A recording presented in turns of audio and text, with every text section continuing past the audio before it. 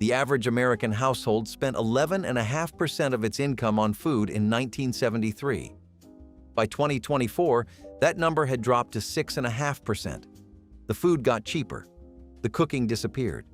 The meals our grandparents ate on a quarter a day now sell for $42 a plate in Brooklyn restaurants. Number 53 on this list was a one-pot supper Grandpa carried in a tin pail to the steel mill. Number 30 was a Sunday roast that fed 12 people on a single chuck. Number 1 on this list is a navy bean soup that won the 1944 county fair and stayed on Pennsylvania kitchen tables for 3 generations. These 60 meals were not poverty food. They were the most efficient cooking America ever did. Hit subscribe and let us count down. Here are the 60 poor man meals from grandparents' era we are begging to bring back. There were nights when supper was a bag of frozen peas in white sauce poured over toast, and that was all there was, and nobody said a word about it. Your mother melted butter in a saucepan, whisked in flour, added milk, and stirred until the sauce thickened. The same white sauce she used for a dozen different suppers, always made without measuring, always the right consistency because her hands knew what her eyes could not explain. The peas went in still half frozen, and by the time they warmed through, the sauce had turned pale green from the starch, and the whole thing smelled like butter and something almost sweet. She ladled it over toast and set the plates down without apology. It was not a recipe. It was not even really a dish. It was what you ate when the money was thin and the cupboard was honest about it. Years later, you might try to make it yourself. The same butter, the same flour, the same milk, and it will taste like everything except what you are actually missing. Hamburger pie with biscuit topping was the answer to what's for dinner when the pantry held almost nothing. Ground beef was browned with onions, seasoned with salt and pepper, then spread in a baking dish and covered with canned vegetables, usually green beans or corn. Biscuit dough was dropped by spoonfuls over the top, or a single sheet was rolled out and draped over everything. The whole thing baked until the biscuits turned golden and the filling bubbled underneath. This was the meal that used up whatever canned goods were gathering dust in the cupboard and whatever vegetables needed cooking before they turned. Grandmothers made it when grocery money ran short, and creativity was the only ingredient in abundance. The biscuit topping could be made from scratch or from a tube, depending on time and resources. Children loved breaking through the biscuit crust to discover the savory filling beneath. 1 pound of beef beneath all that biscuit and vegetables fed a family completely satisfied. Macaroni and tomatoes was a simple skillet dinner that housewives made by combining cooked elbow macaroni with canned tomatoes, butter, and sugar. The sweetness balanced the acidity of the tomatoes while the butter added richness that coated every noodle. Some housewives added a bit of onion or green pepper, while others kept it pure with just pasta, tomatoes, and seasoning. The dish came together in minutes and cost almost nothing, making it a regular weeknight meal when budgets stretched thin. Children ate it eagerly because the combination of sweet and savory appealed to young palates. The proportions varied by household and by how much pasta needed using up. Housewives stirred the mixture over medium heat until the tomatoes broke down and created a sauce that clung to the macaroni. Salt, pepper, and sometimes a pinch of Italian seasoning finished the dish. Macaroni and tomatoes represented the practical wisdom of turning 2 cheap ingredients into a filling meal. This homey dish has quietly vanished from most modern dinner tables. Squirrel and gravy was the hunter's reward that turned small game into sustenance when store-bought meat was a luxury. Grandpa would bring home squirrels cleaned and ready, and Grandma would cut them into pieces, dredge them in seasoned flour, and fry them slowly in lard until golden brown and tender. The meat was removed while she made gravy in the same skillet, stirring flour into the drippings and adding milk until it thickened into something rich with wild flavor. Squirrel meat was darker than chicken, slightly gamey, but absolutely delicious when prepared by hands that knew what they were doing. The gravy stretched the meal, ladled over biscuits and rice to feed a family from just 2 or 3 small animals.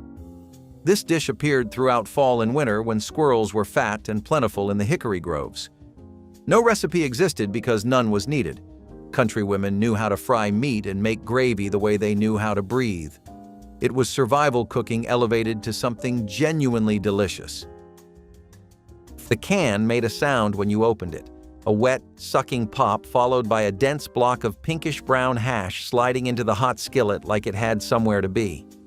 Corned beef hash from a can was not pretty, and it was not trying to be. Hormel or Mary Kitchen, the two brands that owned every pantry shelf in the 1960s, packed ground corned beef with diced potatoes and enough salt to preserve it through a long winter. The trick was patience. You pressed the hash flat in the skillet with a spatula and left it alone until the bottom crisped into a dark, crunchy crust. Then you flipped it, crisped the other side, and cracked a fried egg on top. That was supper. Your father ate it without complaint because he had eaten worse, and your mother served it without embarrassment because it was Tuesday, and Tuesday did not require ambition. The empty cans stacked up in the trash like small monuments to the art of getting through the week. Prune whip was the light, airy breakfast that housewives prepared when something sweet but virtuous was needed to start the day. Stewed prunes were pureed smooth, sweetened lightly with sugar, then folded into stiffly beaten egg whites until the mixture became fluffy and cloud-like. Chilled overnight and served in small dishes, prune whip was often topped with a dollop of whipped cream or a sprinkle of chopped nuts. The texture was remarkable. Light as air, yet satisfying, sweet but not cloying, with the prunes providing earthy depth.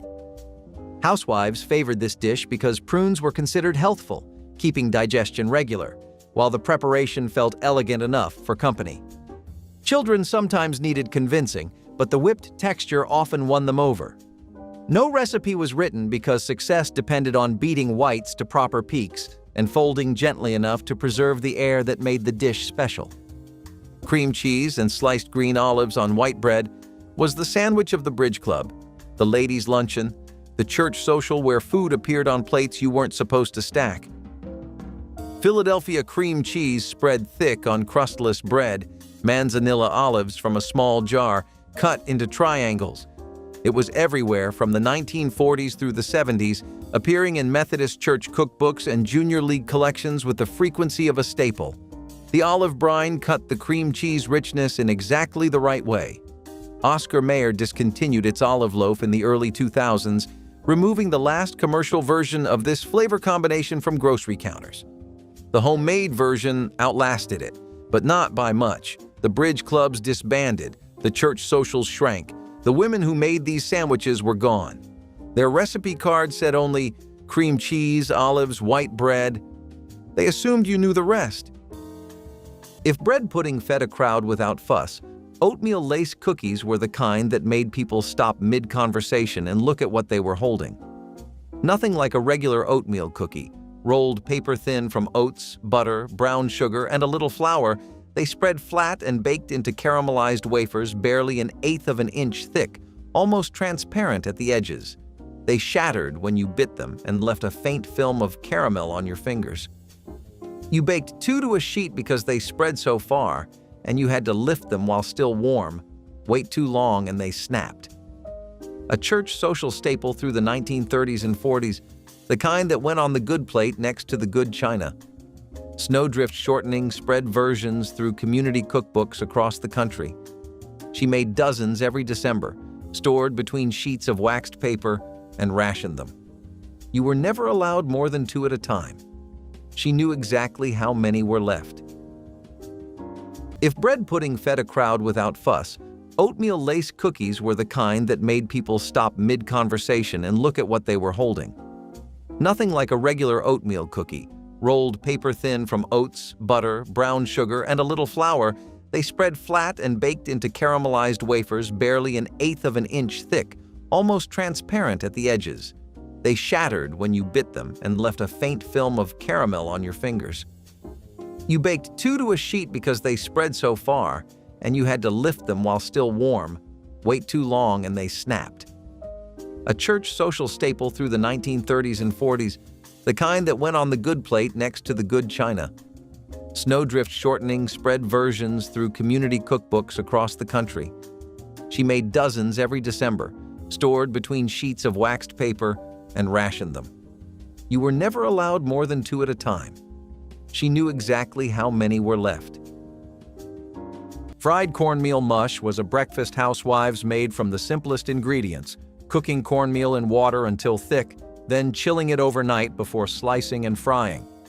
The mush was poured into a loaf pan after cooking, where it set into a firm block that could be sliced the next morning. Each slice was fried in butter or bacon drippings until golden and crispy on both sides, the exterior crackling while the inside stayed soft. Housewives served it with maple syrup or alongside eggs and bacon for a hearty morning meal. The technique required no recipe because the proportions were simple, and the method was learned by watching. Cornmeal was cheap and filling, making this dish a budget-friendly way to feed hungry families before school. Children loved the contrast between crispy edges and tender centers. This dish stretched back generations, connecting 50s families to grandparents who survived harder times. Fried cornmeal mush has nearly vanished from modern breakfast tables. Potato soup was a weeknight staple that housewives made by peeling potatoes, dicing them small, and simmering them with onions in milk until everything became soft and creamy. The soup required no recipe because every cook knew by instinct how much liquid to add and when the potatoes were done. Some housewives mashed part of the potatoes against the pot to thicken the broth while leaving chunks for texture. A generous amount of butter went in at the end, along with salt and pepper to taste. The soup was cheap, filling, and could stretch to feed unexpected guests by adding more milk. Celery or bacon were added when the pantry allowed, but the basic version needed nothing more than potatoes, onions, milk, and butter. Children ate it without complaint because the creamy texture felt comforting on cold evenings. This soup represented the practical wisdom of turning inexpensive vegetables into something rich and satisfying. Potato soup has faded from regular rotation in most modern homes. Hard candy drops in every color of the rainbow-filled glass jars and candy dishes throughout the holiday season, each piece a jewel of concentrated sweetness. Grandmothers boiled sugar and water to the hard crack stage, then divided the syrup into portions tinted with food coloring and flavored with whatever extracts the pantry held: peppermint, lemon, cinnamon, or clove. The hot syrup was dropped onto greased marble slabs or cookie sheets, forming glossy rounds that hardened as they cooled. Children sorted the candies by color, trading favorites with siblings and cousins while the drops clicked against their teeth. Making hard candy required courage and precision. The molten sugar could burn badly, and timing determined whether candies turned out crystal clear or cloudy. Each successful batch filled the house with sweet steam and the satisfaction of creating something beautiful from almost nothing but sugar and skill. Date nut bread sliced thin and spread with cream cheese became the sophisticated Christmas treat that proved frugal baking could be elegant. Grandmothers chopped sticky dates and mixed them with boiling water and baking soda, creating a batter that baked into dense, moist loaves studded with walnut pieces. The bread was wrapped in waxed paper and stored for days as flavors deepened, then sliced thin for serving because its richness meant a little went far. Offered to visitors with coffee or tea, date nut bread impressed guests who never suspected its humble cost. The combination of sweet dates and earthy walnuts created complexity that seemed fancy despite using ingredients that kept well in pantries throughout winter. Children often received slices tucked into lunch pails as special holiday treats, the bread's density making it travel well. Date nut bread represented Christmas hospitality, something special to offer guests that showed care without requiring wealth. Creamed tuna on toast was the Tuesday night answer to everything: fast, cheap, and warm enough to hold a family together through a long week. Your mother opened a can of chicken of the sea, drained it in the sink, and stirred it into a white sauce she made from butter, flour, and whole milk without once looking at a measuring cup. She knew the roux was ready by the way it bubbled, and she knew the sauce was thick enough when the spoon left a clean trail across the bottom of the pan. Frozen peas went in at the end, still a little firm, the way she liked them. The whole thing got ladled over toast that had been buttered while it was still hot enough to melt it through. In the 1960s, a supper like that cost less than 40 cents and fed 4. You could make it today with the same 5 ingredients and it would taste close, but not the same. The woman who made yours without measuring is the ingredient you cannot buy. Cornmeal mush and molasses was the breakfast that cost almost nothing but provided everything a body needed to face hard work. Grandma would boil water in a heavy pot, then slowly stream coarse cornmeal into the bubbling liquid while stirring constantly with a wooden spoon worn smooth from decades of use. The mixture had to cook slowly, requiring patience to prevent lumps or scorching. When it reached the right thickness, something only her hands knew, she spooned it steaming into bowls and drizzled thick blackstrap molasses over the top. The combination of corn's earthiness and molasses' mineral-rich sweetness created something that tasted like sustenance itself. Children ate it before school. Men ate it before dawn chores. The leftover mush was poured into loaf pans, chilled until firm, sliced, and fried in bacon grease for supper. Nothing was wasted. The dish demanded no recipe because the proportions lived in muscle memory, passed from grandmother to mother to daughter through watching, not reading. Fried cornmeal cakes were the quick bread that appeared when biscuits took too long and toast seemed insufficient for the morning ahead. Housewives mixed cornmeal with flour, salt, and enough milk or buttermilk to form thick batter that dropped heavily from spoons. These dollops were fried in hot fat until bottoms browned, then flipped to cook the other side, emerging as rustic rounds with crispy edges and tender centers. The cakes were served hot with butter melting into their surfaces, sometimes with jam or honey, often alongside eggs and bacon. They were faster than biscuits, more substantial than toast, and required absolutely no recipe because every housewife adjusted liquid by feel until batter reached the consistency her mother and grandmother had taught her was correct. These cakes have largely vanished, replaced by frozen convenience foods that offer none of the same satisfaction. Stuffed green peppers stood like little cups of comfort on dinner plates across America. Grandmothers cut the tops off bell peppers and removed the seeds, then stuffed each one with a mixture of ground beef, cooked rice, onion, and tomato sauce. The peppers stood upright in baking dishes, more tomato sauce poured around them, and everything baked until the peppers softened and the filling cooked through completely. The rice stretched the meat while absorbing all those beefy, tomatoey flavors during the long bake. 6 peppers from a garden and 1 pound of beef made dinner for the whole family when the rice did its stretching work. The stuffed peppers were self-contained meals. Meat, starch, and vegetable all in one edible package. Grandmothers grew peppers specifically for this dish, timing the harvest with ground beef sales at the grocery store. Leftovers reheated beautifully for lunch the next day. This was the kind of practical cooking that made limited ingredients feel like abundance. Salmon patties were Friday night tradition in countless American homes, shaped by hand from canned salmon mixed with crushed crackers, beaten egg, and whatever seasonings the pantry offered. Housewives learned the proportions through repetition, knowing exactly how much cracker crumbs made patties that held together. The salmon was mashed with a fork, bones and all, since the soft bones provided calcium that children needed. Each patty was formed into a round disc and fried in butter until golden brown on both sides. These patties stretched a single can into enough protein for a family of 5 when served alongside mashed potatoes. Catholic families made them every Friday during Lent. Some housewives added minced onion for extra crunch, while purists kept it simple. Salmon patties required no written instructions because every mother taught her daughter by standing beside her at the stove, demonstrating the flip that kept patties intact. This economical dish has faded from most modern kitchens. Gingerbread men marched across cookie sheets in the 1950s kitchens, their spicy aroma announcing the Christmas season had truly begun. Housewives mixed dough rich with molasses, ginger, cinnamon, and cloves, ingredients that transformed ordinary flour and butter into something magical. Children pressed cookie cutters into rolled dough with serious concentration, then decorated each figure with raisin eyes, icing smiles, and gumdrop buttons. The dough was forgiving, allowing multiple re-rollings without losing flavor, which meant even scraps became treasures. Baking filled the house with warmth that radiated from the oven into every corner. Some families created entire gingerbread families, arranging them on platters like edible portraits. Others hung cookies from the tree using ribbon loops, where they dangled until someone couldn't resist.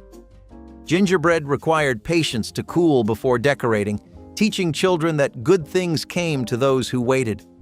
These humble cookies cost almost nothing but created hours of entertainment. Green beans cooked all day with salt pork until they bore no resemblance to the crisp vegetables of modern tables. Grandmas broke beans by hand into pieces, their fingers snapping through pods with practiced rhythm while they sat on porches and visited with neighbors.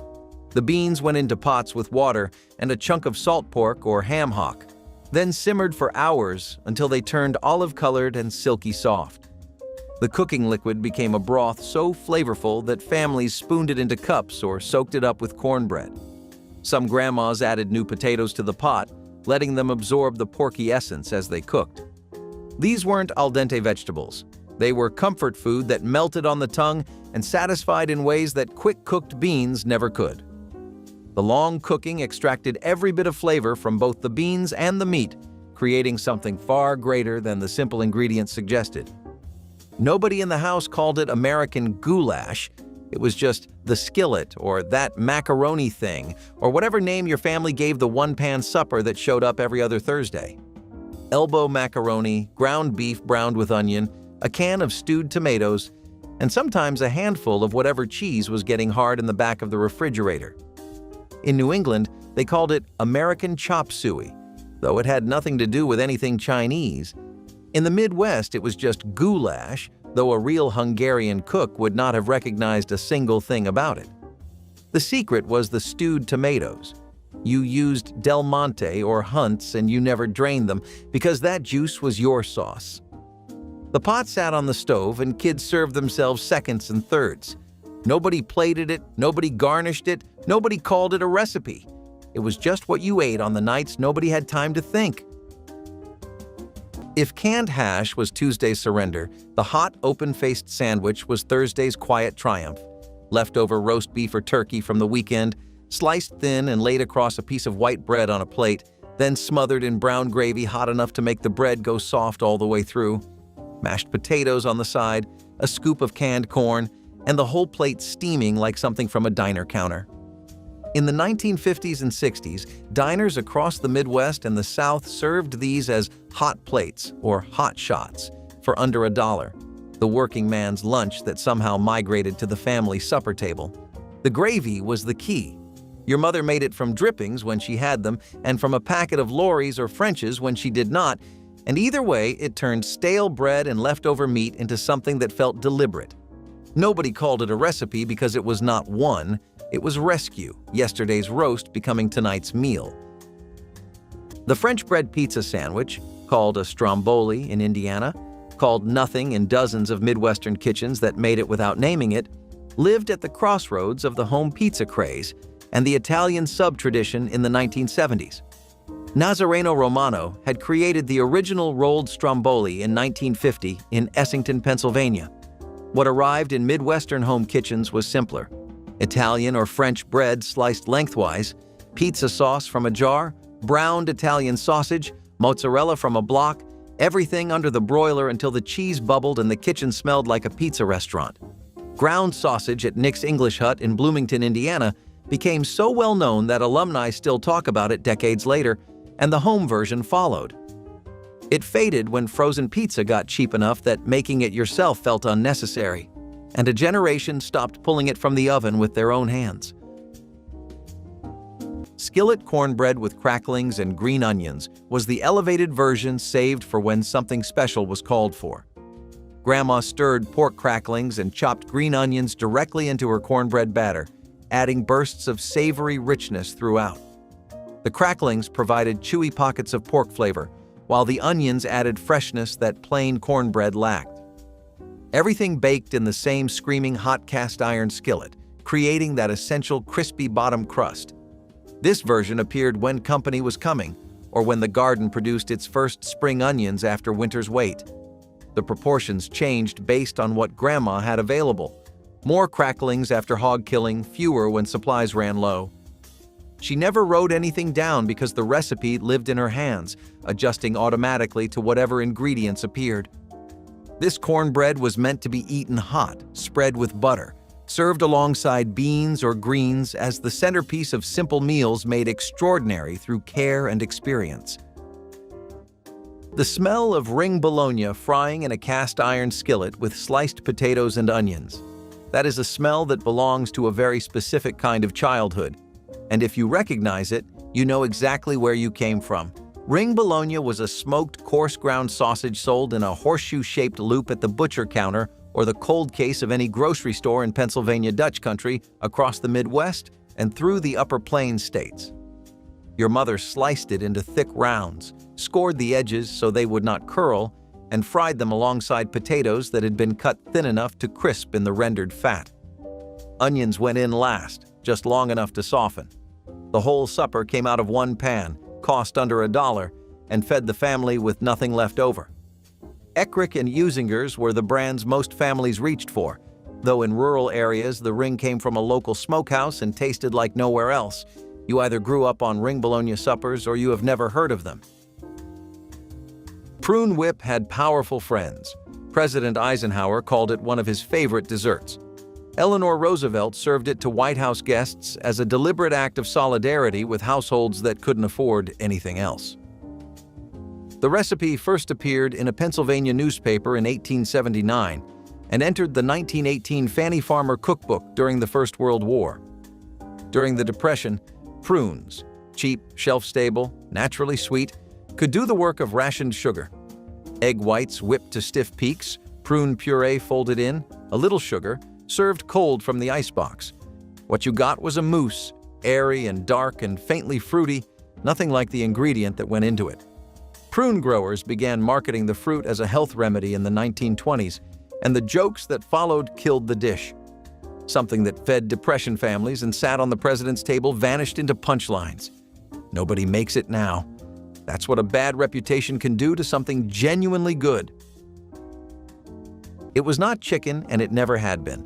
City chicken was cubes of pork and veal threaded onto wooden skewers, breaded, browned in a skillet, and baked slow until the meat went tender enough to pull apart with a fork. The dish came out of Polish and Ukrainian neighborhoods in Pittsburgh, Cleveland, and Detroit during the Depression, when chicken was a luxury that only farm families could afford and pork scraps were cheap at the butcher counter. By the 1960s, actual chicken had become affordable, but city chicken had already earned its place on the weekly rotation in Great Lakes households. Mothers kept making it because their mothers had made it, and the taste was nothing like real poultry anyway. It was richer, fattier, and the breading held a brown gravy that you spooned over mashed potatoes until the plate was swimming. Butcher shops in Pittsburgh still sold the pre-skewered meat in wax paper packages through the 70s. If you grew up east of the Mississippi and never heard of it, that is exactly the point. This was a dish that belonged to the families who made it and nobody else. Wilted lettuce with hot bacon dressing transformed garden greens into something entirely different from cold salad. Grandma would fry thick-cut bacon until crispy, then remove it and pour a splash of cider vinegar into the sizzling hot grease. The mixture would pop and sputter dangerously, filling the kitchen with sharp, smoky fragrance. She added a pinch of sugar by feel, stirred quickly, then poured the hot dressing over a bowl of tender leaf lettuce just picked from the garden. The leaves wilted immediately, becoming silky and infused with bacon flavor while still retaining some fresh crunch. The crumbled bacon was scattered on top, sometimes with sliced, hard-boiled eggs. This dish existed only in spring when lettuce was young and tender, before summer heat turned it bitter. Grandma made it entirely by instinct. How much vinegar depended on how tart she wanted it, how much sugar on the lettuce's bitterness that day. The salad was eaten immediately, while still warm, a fleeting pleasure that couldn't be saved. Fruit cocktail cake was the 1950s dessert that transformed humble canned fruit into a moist, celebration-worthy confection costing almost nothing. Housewives stirred a can of fruit cocktail, juice and all, into basic cake batter made from flour, sugar, eggs, and baking soda. The fruit distributed throughout, creating pockets of sweetness in every slice while the juice kept the crumb tender.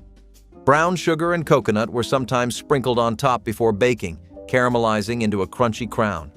Children loved finding the different fruits in their slices: pale pears, rosy peaches, bright cherries hidden like treasure. The cake required no frosting, though some housewives drizzled it with simple glaze or served it warm with whipped cream. One can of fruit cocktail cost just pennies, stretching into a cake that served a dozen people. This dessert appeared at potlucks, church suppers, and family dinners throughout the Christmas season. Fruit cocktail cake proved that convenience and homemade could coexist beautifully. Junket custard came in a little cardboard box with a tablet inside, a rennet tablet, the same enzyme used to set cheese, and the instructions said to dissolve it in cold water.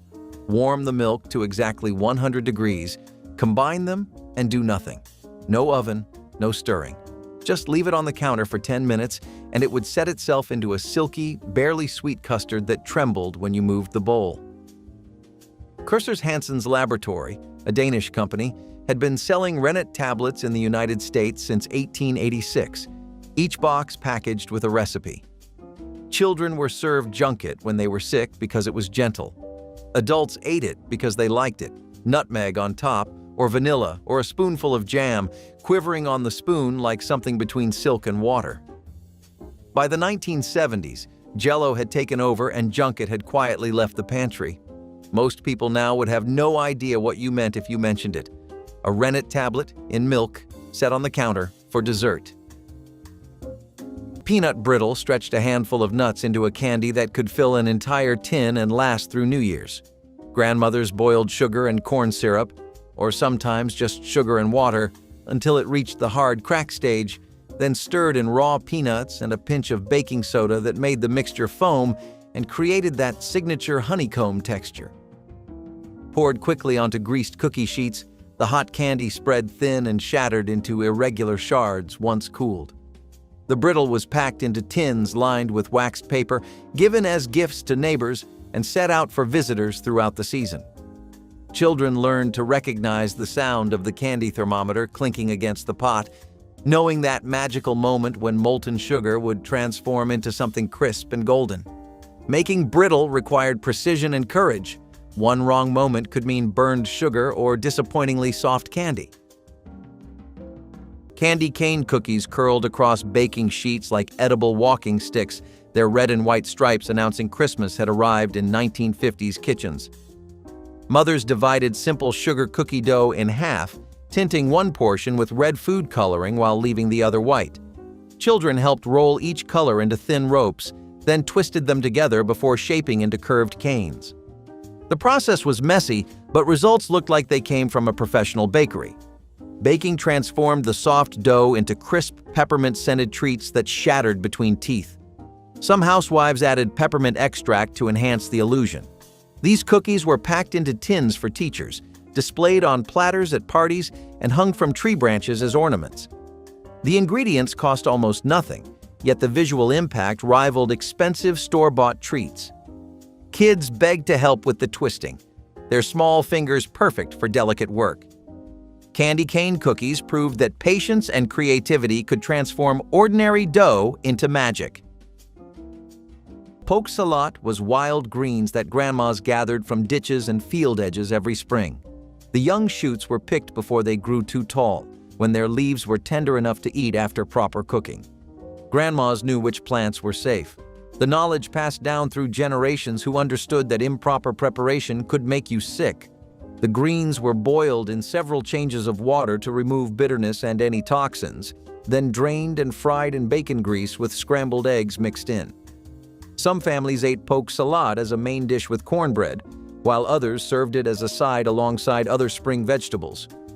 Children learned to identify the plants during walks with their grandmothers, building knowledge that connected them to the land. This dish represented the ingenuity of country people who saw food where others saw weeds, turning what grew wild into meals that cost nothing but time and knowledge. Hamburger stroganoff brought a taste of elegance to tables where real beef stroganoff was financially impossible. Ground beef was browned with onions, then sour cream and canned cream of mushroom soup were stirred in to create a rich, tangy sauce. The mixture was served over egg noodles that had been boiled separately and buttered generously. This wasn't authentic Russian cuisine. It was American adaptation that made fancy-sounding food accessible to working families. The sour cream added richness that made the dish taste more expensive than its ingredients suggested. Grandmothers made it when company was coming, and they wanted to impress without emptying the grocery budget. The dish came together quickly once the beef was browned, making it perfect for weeknights when time was precious. Children who had never tasted real stroganoff grew up thinking this version was the genuine article. The noodles absorbed the creamy sauce while the beef provided substance that satisfied hungry appetites. Leather breeches and fatback was a winter survival dish that turned summer's green bean abundance into cold weather sustenance. Grandma would string fresh green beans on heavy thread during peak harvest, creating long garlands that hung from kitchen rafters to dry for weeks. By winter, these shriveled brown strips rattled like old leather when touched, giving them their peculiar name. To prepare them, she soaked handfuls overnight, then simmered them for hours with salted fatback that slowly melted its richness into the pot. The beans softened into something entirely different from fresh ones, chewy, concentrated, with a deep, earthy flavor that no canned vegetable could match. This dish required no measuring, just the knowledge of how much water to add and when the beans had reached the right tenderness.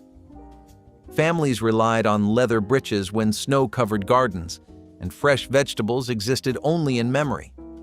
It was peasant food that tasted like Providence, requiring only patience and the accumulated wisdom of generations. Spritz cookies emerged from metal cookie presses in the 1950s kitchens as buttery ribbons, rosettes, and Christmas trees that melted on the tongue before you could properly chew them. The dough was simple: butter creamed with sugar, enriched with egg yolks, and bound with flour into a mixture stiff enough to hold its shape through the press.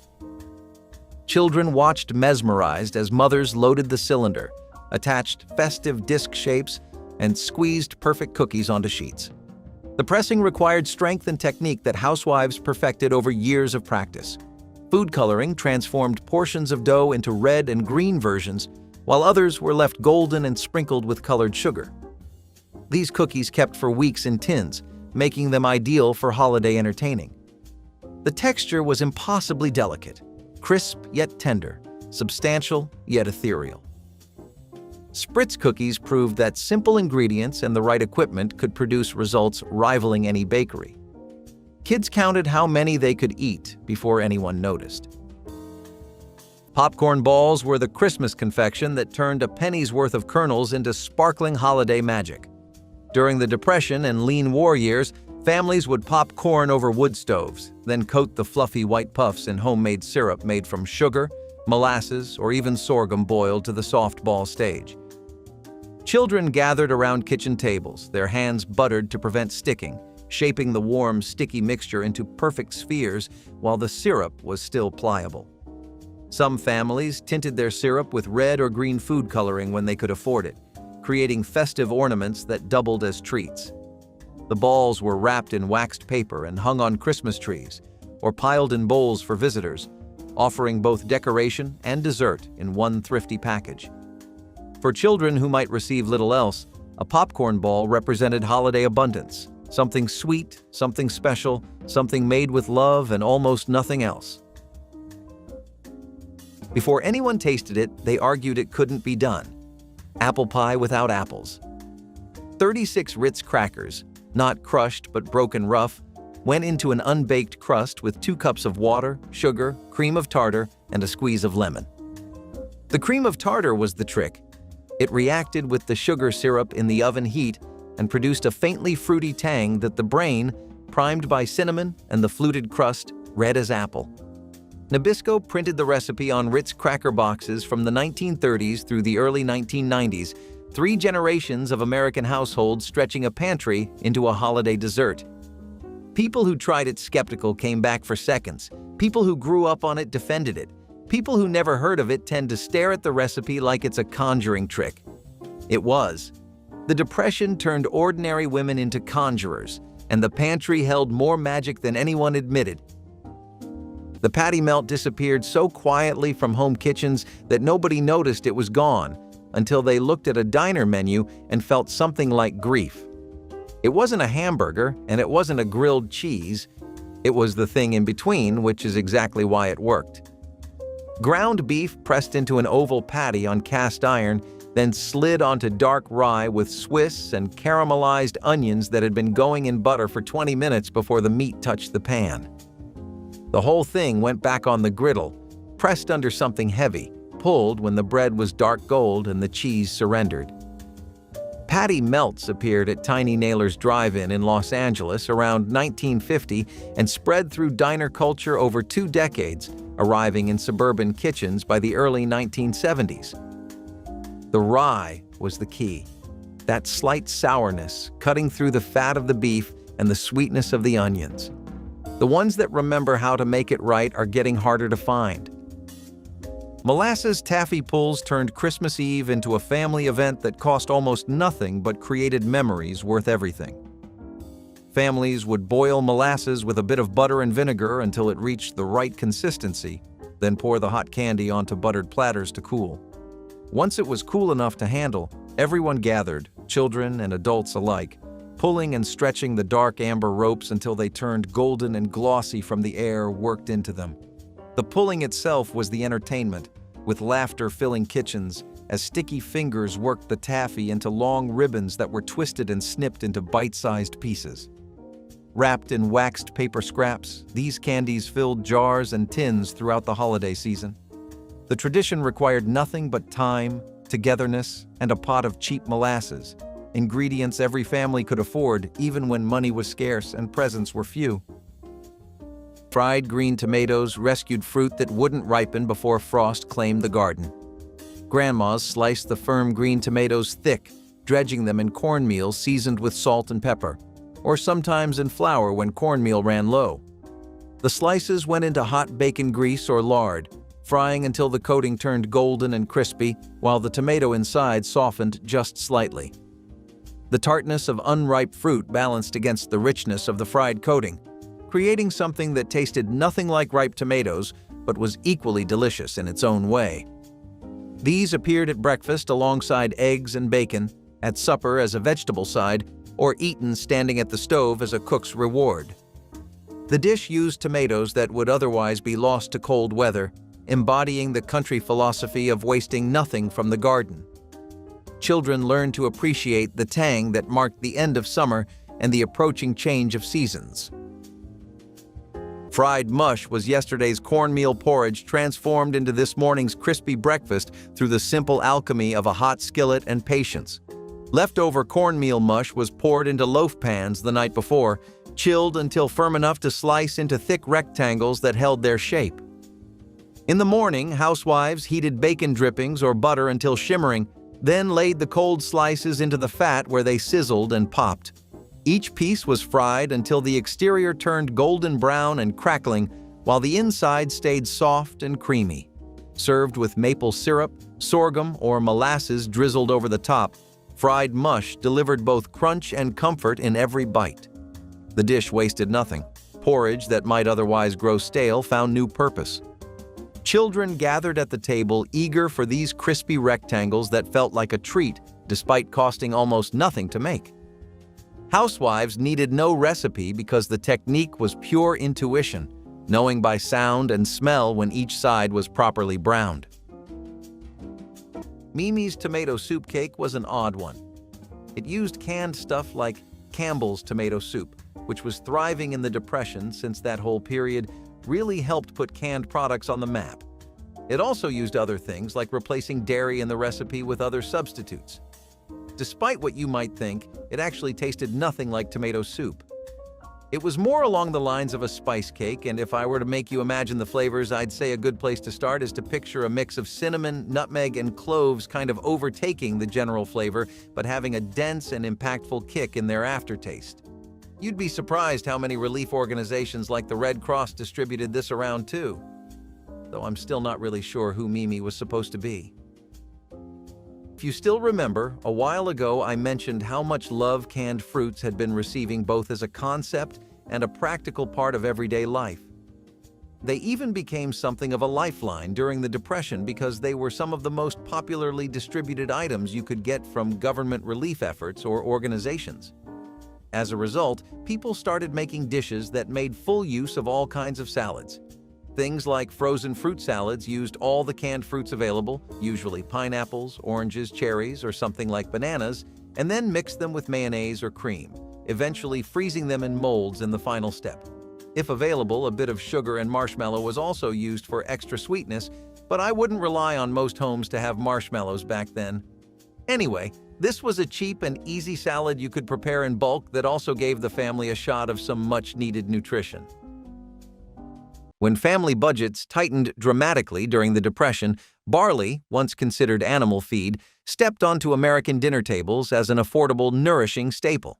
The barley and tomato casserole, a hearty yet humble dish, combined economical barley grains with tangy tomatoes, creating a filling meal out of ingredients previously overlooked or underrated.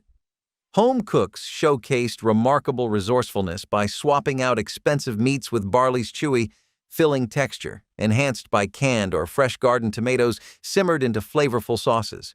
Interestingly, barley wasn't just cheap. It provided valuable dietary fiber and nutrients, making it a healthier option in tough times.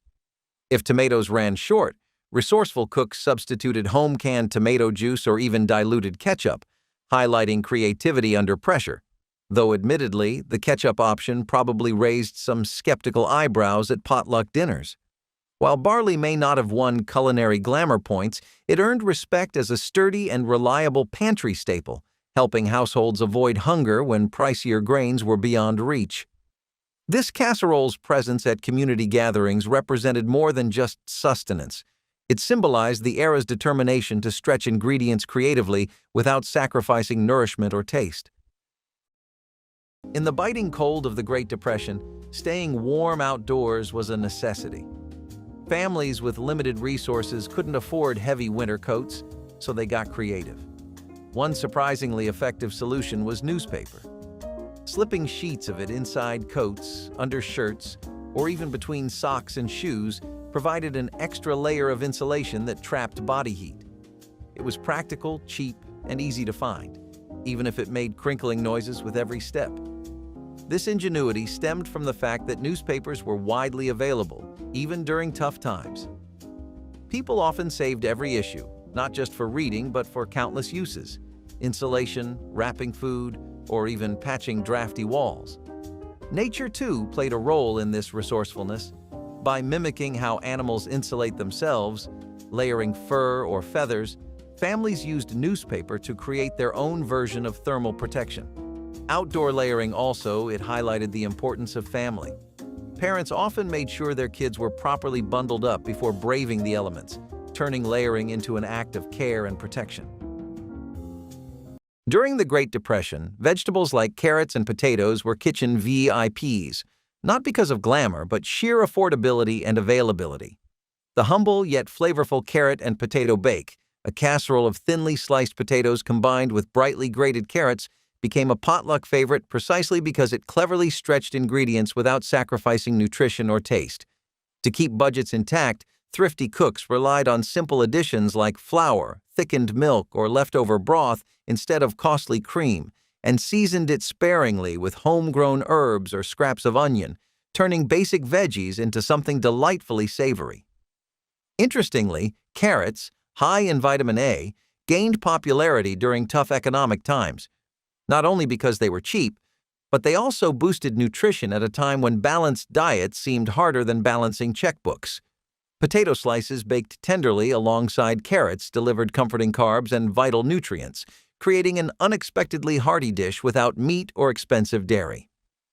Families attending potluck gatherings eagerly welcomed casseroles like this, a nutritious yet inexpensive way to ensure everyone left the dinner full, even if wallets stayed empty. But hey, let's say you don't happen to have a couple of handy rivers to water your soil and grow your trees and food naturally. What do you do? In wetlands in the Deep South, people often ate mayhaw. It was pretty typical swamp fare, too. Mayhaws would grow best in flooded woodlands and swampy riverbanks. You'd think nothing worth eating would grow in an environment like that, but their natural resistance to wet soil ended up making them ideal for it.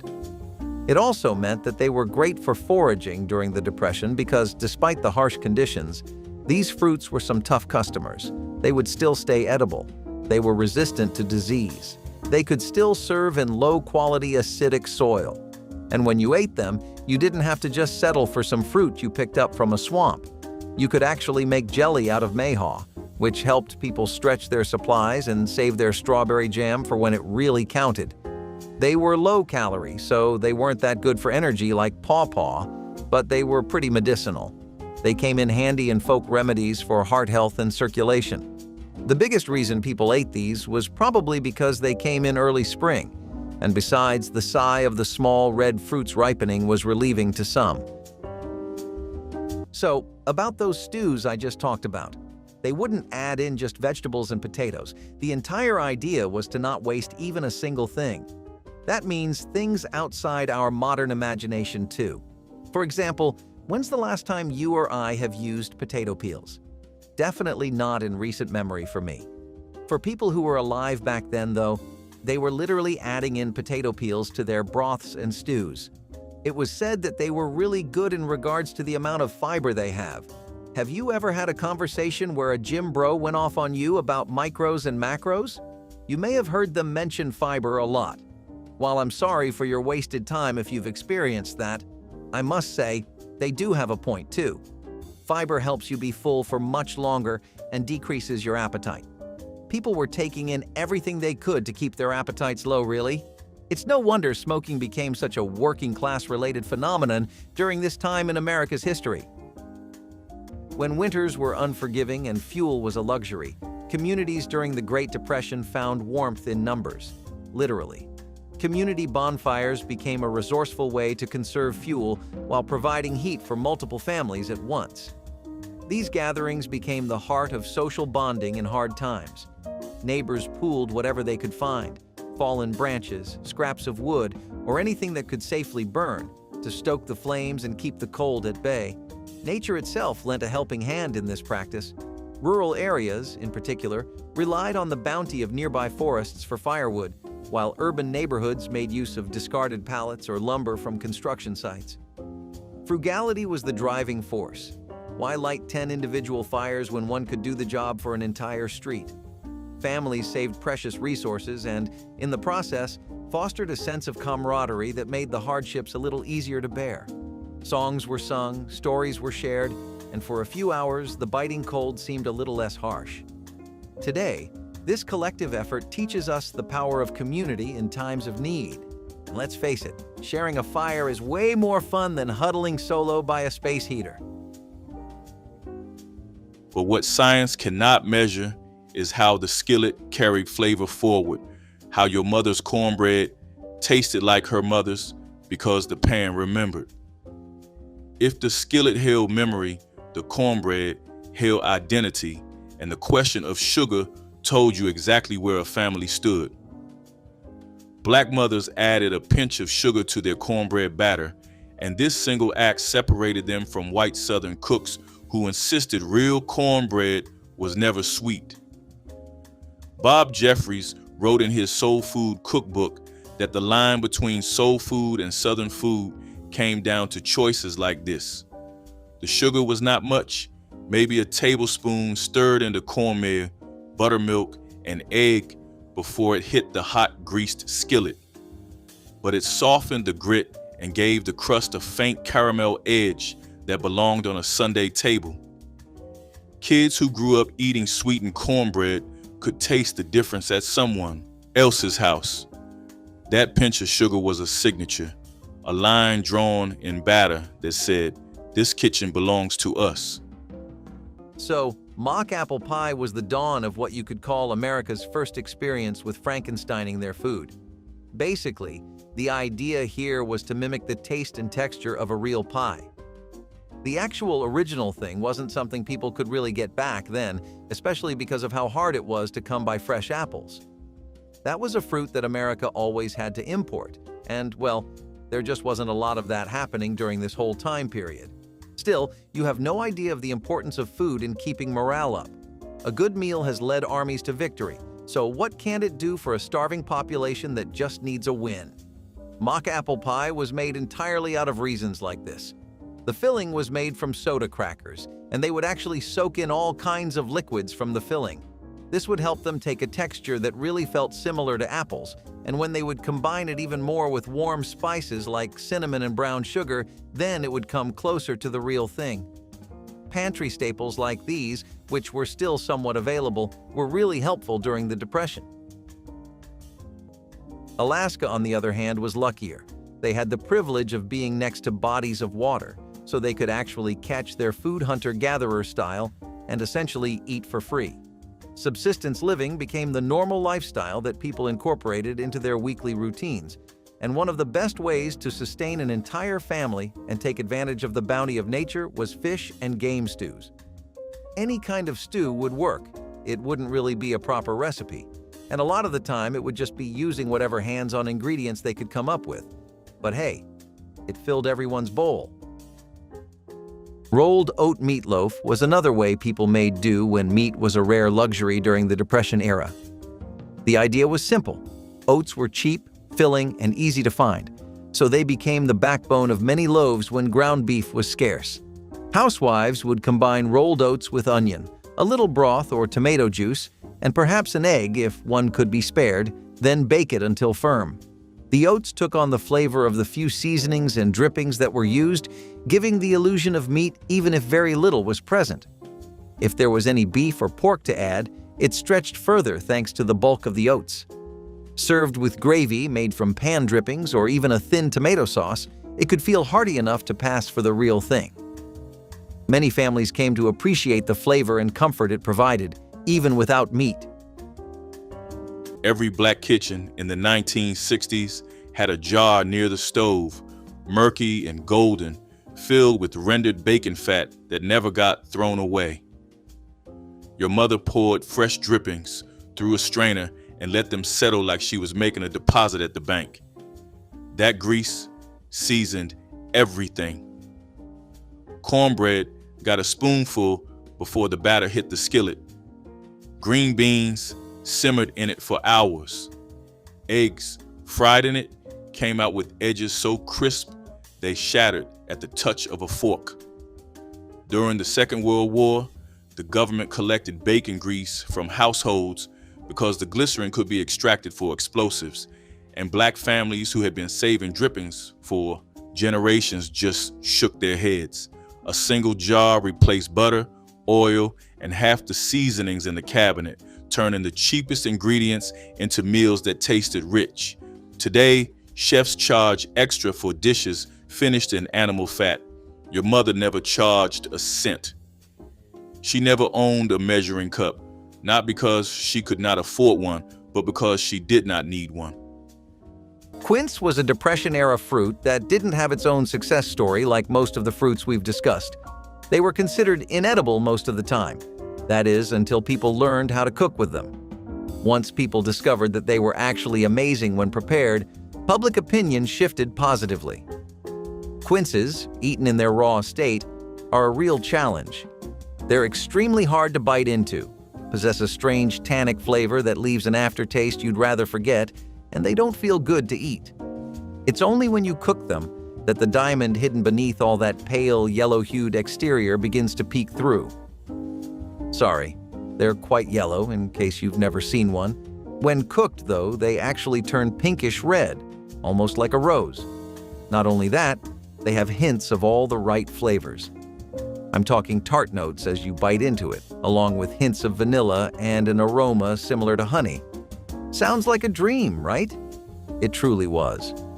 Cooked quince felt like the perfect blend of apple, pear, and rose, making it amazing for different kinds of preserves and jellies, as well as various poached fruit dishes. Some people did enjoy them straight after cooking, but most liked to experiment with what could be done with them. How often would you find a fruit that was so versatile, pretty, and delicious all in one? This one surprised me, and I think it'll take you for a spin too. Off the top of your head, how much do you think lobster costs, especially back then? Maybe $4 to $7? A bit more if you're eating at some really well-known place? Yeah, that was my guess too. So I thought, rich people definitely could get this. It turns out both you and I would be right. Rich people could definitely get it, but a lot more than we're imagining, because lobster cost a lot less than we're imagining.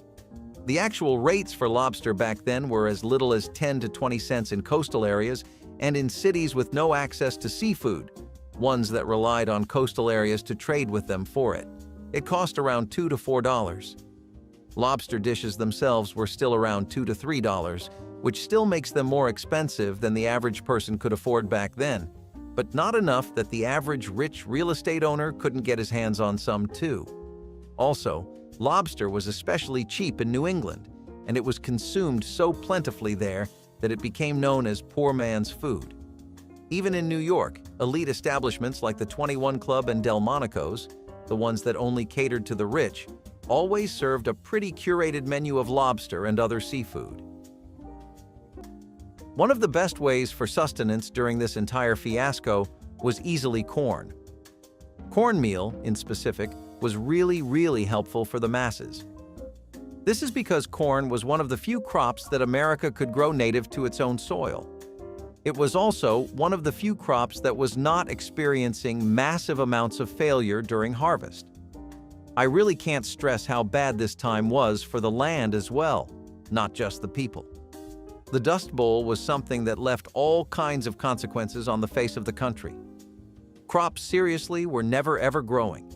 People were trying to find their green thumb and get something going in victory gardens, which is a whole other concept we'll talk about later. But it wasn't really working. Cornmeal was the perfect thing to rely on for many reasons. First, you didn't run into these kinds of issues when you were making some simple cornmeal. Second, if you couldn't grow it because you just didn't live near any regions that had fertile land or were from the places struck by the bowl, then you could buy it for dirt cheap. Third of all, and this is the real kicker, there are actual detailed documents the size of mini novels that show you all the different kinds of recipes you can make with cornmeal. It also really helped that most of these recipes were really easy to make and adaptable to what you had on hand too. Potato rarebit was one of the Depression's clever ways to make potatoes feel more special than they were. The base idea was to take mashed or sliced potatoes and top them with a thin sauce of cheese, milk, and spices. Cheese was often scarce, so the sauce was made with very small amounts stretched as far as possible, sometimes even flavored with mustard to give it more punch. The result was a dish that felt rich and indulgent, even though it used little more than potatoes and scraps of cheese. Families would bake or broil it to give the top a golden crust, making it even more appealing. It was filling, cheap, and versatile, perfect for serving a large family. Children especially loved when potatoes got transformed this way, since it was a rare chance to enjoy something creamy and flavorful. Potato rarebit may not be common today, but it was beloved back then. Gooseberries, on the other hand, were picky. They only flourished in a specific kind of environment, and that was the unforgiving, harsh cold, particularly the kind you'd find near the rocky foothills of the Northeast. They weren't sweet, but while I have been mentioning how some of these fruits were rich in vitamin C, this one is a whole other animal. It's got more of the stuff than an orange, which meant that it was crucial in preventing vitamin deficiencies.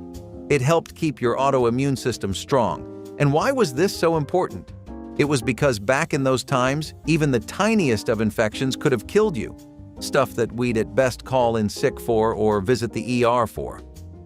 Still, their benefits weren't all just practical. You could make an incredible pie out of gooseberries. Mixed with some brown sugar or just natural sugars obtained from other fruits, they were a joy. It was especially nice to have them because they were one of the few kinds of fruits that had pie potential while still being able to survive in the cold. Sometimes dinner was just onions, water, and a dream. Depression-era classic born of pure necessity, onion gravy on bread. Onions were the next best thing to flavor whatever scraps you had, or didn't have, when meat was scarce. The result? A simple, savory meal that was surprisingly satisfying, given its humble beginnings. Frying onions in a bit of lard or butter, if you were lucky, then simmering them in water and thickening the mixture with flour was the way the gravy was made. Voila! Pour this over a slice of bread, and dinner was served. Interestingly, onion gravy on bread became such a staple that it wasn't just limited to supper. It's sometimes served as a breakfast or lunch, depending on what was available. The beauty of the dish was its ability to stretch the little food that people had into a comforting meal. And while the dish might not have earned high culinary acclaim back in the day, it was a true testament to the resourcefulness and resilience of families during the Great Depression. Even if the bread was stale, the gravy would soften it right up. It wasn't just about feeding an entire family, it was about stretching a single onion. Today, we may not think onion gravy on bread is much of a culinary wonder, but back then it was a lifeline. There's something charmingly rustic about the dish, believe it or not, and it's even made its way into the gourmet circles under fancier names like onion tartines. It wasn't a foodie trend for those who lived through the Great Depression. It was a tribute to creativity in the face of hardship. The hot, open-faced turkey sandwich was what the week after Thanksgiving looked like before anyone invented the leftover pot pie. It was also what Tuesday looked like in any decade when whole turkeys sold for under $1 a pound, which through the post-war years into the 1970s they often did. Sliced roast turkey laid over white bread, then the giblet gravy. Neck and giblet simmered an hour before the bird went in, the stock thickened with a flour roux, finished with the pan drippings poured generously. Television dinners of the era tried to replicate this in aluminum trays. They failed. The difference was the turkey drippings. That slightly sweet, mineral-depth chicken drippings never matched, and the way the bread absorbed at the edges while holding structure at the center. The TV dinner industry understood the concept. It could not replicate the smell of the kitchen in the 20 minutes before this hit the table. Before casseroles took over every weeknight, your mother made tuna roll-ups. And if you have not thought about them in 40 years, this is the one that will stop you cold. She rolled out biscuit dough thin, spread canned tuna across it like filling on a jelly roll, and rolled the whole thing up tight before slicing it into rounds. Those rounds went into a baking dish, got covered with cream of mushroom soup thinned with a little milk, and baked until the biscuit dough puffed golden and the cream sauce bubbled around the edges. The meal came together in 20 minutes and cost almost nothing. A can of tuna, a tube of biscuit dough, or a batch from scratch, and a can of soup. You ate it with mashed potatoes and green beans from a can, and the plate looked like something out of a women's magazine from 1962. Nobody makes tuna roll-ups anymore. Most of those women are gone now, and the dish slipped away with them so quietly that nobody even noticed. Gravy from pan drippings was an art form that transformed every meat dish into something extraordinary. After frying chicken, pork chops, or country ham, grandmas never washed the skillet. That fond stuck to the bottom was liquid gold waiting to be unlocked. Flour went into the hot fat, stirred constantly with a wooden spoon until it turned golden brown and smelled like toasted nuts. Milk or water was added slowly, the mixture thickening as grandmas stirred with the patience that only years of practice could teach. The gravy absorbed all the flavors left in the pan, becoming silky and rich without any seasoning beyond salt and pepper. It was poured over biscuits for breakfast, mashed potatoes for supper, and sometimes eaten straight from the spoon when no one was watching. No two batches tasted exactly alike because the meat changed, the drippings varied, and grandmas adjusted by instinct rather than recipe. This gravy tied meals together and made simple food feel abundant. Number 17. Peanut butter and crackers. Not a sandwich. A sleeve of saltines and a jar of peanut butter, and the cracker you spread thick with a butter knife and ate standing over the kitchen sink at 3 in the afternoon, when breakfast was a long way off and supper hadn't started yet. A jar of peanut butter cost 22 cents in 1951. A box of saltines was a dime. In the coal mining communities of southern West Virginia, peanut butter and crackers went into lunch pails alongside thermoses of black coffee every single morning. In farmhouses across Ohio and Michigan, it was what children ate between school and chores. Simple, cheap. It filled you and kept you going for hours on not much money. Decades later, people who ate this as kids still reach for it without thinking. That is not nostalgia. That is the way your body remembers what actually worked. Prune pudding is evidence that even in hard times, people still wanted a sweet ending to their meal. Fresh fruit was rare during the Great Depression, and prunes, with their long shelf life and natural sweetness, were the unsung heroes of dessert. They weren't glamorous, but they did the job. This was a humble pudding, stewed down to a thick, syrupy base. Prunes were often sweetened with sugar and spiced with cinnamon or nutmeg to improve the flavor. A few cooks even added milk, breadcrumbs, or a touch of lemon juice to brighten the dish. But if you were lucky, it might be topped with a dollop of whipped cream. But that was a luxury. Real quick, if you're loving this content as much as we loved making it, hit subscribe to stay connected and help us reach even more amazing folks like you. Prune pudding was surprisingly nutritionally rich for its simplicity. It wasn't just a treat, it was practical sustenance packed with fiber and vitamins. But its reputation as a digestive aid made it a divisive dessert. It wasn't everyone's idea of a sweet indulgence, to put it mildly. Prune pudding has faded into the background today, often overshadowed by more flashy desserts. In a world fixated on superfoods and functional eating, maybe it's time for this Depression-era favorite to come back. But don't expect it to replace chocolate cake anytime soon. Yet another way people would stretch out supplies and make sure that any and all shopping trips were avoided: repurposing items, janky, rusted tools, break them down into cutters or glue them together and make it work. Use that shoe with a hole in it, the one that's missing a few laces too. Take a sack of feed and cut it. You can use the cloth. Don't let any thread, needle, or clip go to waste. Learn to sew, because it's going to save your life. Repurpose any kind of cloth you can find into skirts, sweaters, scarves, curtains, or anything that means you don't have to spend more on unnecessary things. Any money people had was something they could only afford to spend on food, nothing else. Lots of families typically just lived off of hand-me-downs, especially ones with big sibling populations. The ones that didn't have those, it became common for families to move in with each other and survive the drought together. This meant that their wardrobes would get recycled too. Old furniture was another gold mine for resourceful families. Broken chairs were transformed into firewood or stripped for parts to repair other items. Even worn-out bedding found a second life. Mattresses were restuffed with anything soft, from old fabric scraps to straw. Glass jars were cleaned and reused to store everything from preserved foods to sewing supplies. Families also salvaged buttons, zippers, and patches from torn clothes to mend others, ensuring nothing was discarded if it had potential use. Number 22. Cornmeal mush. 4 parts water to 1 part cornmeal and salt. That was breakfast across the Midwest and the Mountain South for generations. Your grandmother stirred it over low heat for half an hour, then poured it into a loaf pan to cool and firm overnight. In the morning, she sliced it cold, fried those slices in a cast iron skillet until a golden crust formed on both sides, and set them on the table with a drizzle of sorghum. A bag of cornmeal cost 19 cents in 1953. It fed your family breakfast for 3 days. In Pennsylvania Dutch communities across the Cumberland Valley, fried mush was a tradition that goes back further than anyone living can remember.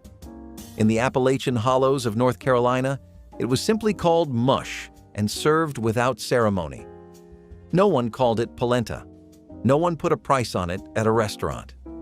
It was something you made with cornmeal and water when the eggs ran out, and it was free, and it was simple, and it worked. Bacon dripping toast was the breakfast that proved nothing should ever go to waste in a proper kitchen. After frying bacon, housewives carefully poured the rendered fat into ceramic crocks kept beside the stove, building a supply of flavor that would season meals for days. Fresh bread was toasted crisp, then spread thick with warm bacon drippings while the fat was still liquid enough to soak into the bread. The result was savory, rich, and deeply satisfying. Toast that tasted like bacon without requiring additional strips. Salt was sometimes sprinkled on top, though the drippings often carried enough seasoning on their own.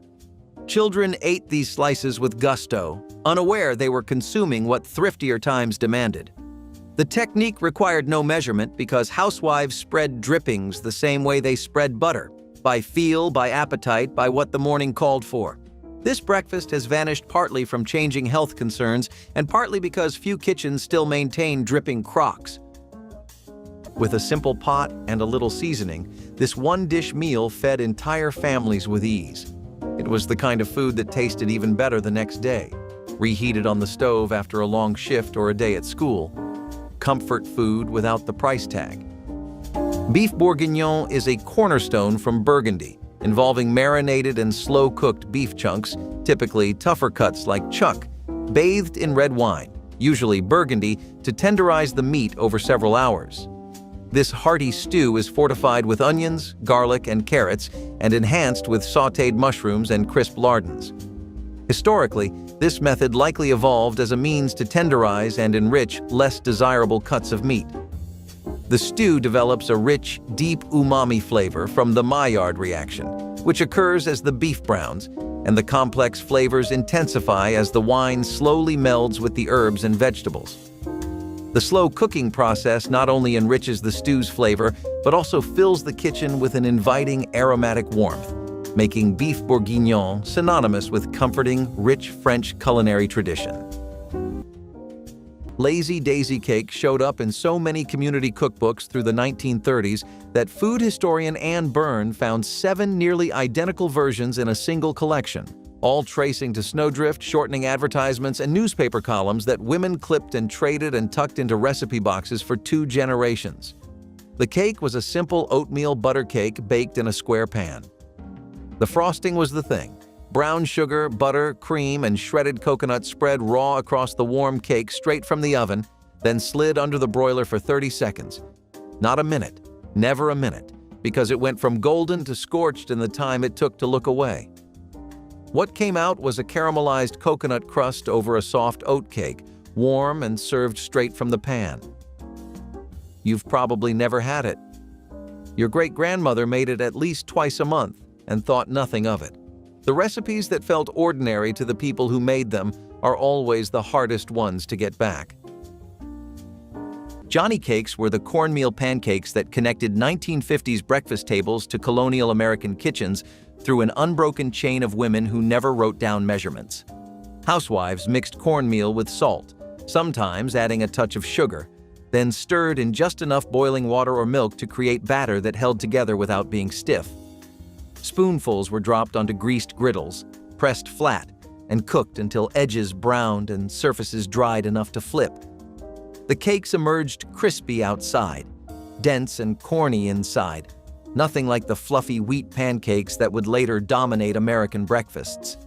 Served with butter and maple syrup or alongside bacon and eggs, Johnny cakes provided substantial fuel that lasted through morning labors. The recipe existed nowhere on paper because it lived entirely in practice, knowing by sight when batter was right, by sound when griddles were hot enough, by smell when cakes were done. Milk toast was the ultimate comfort food that mothers made for sick children without ever consulting a recipe.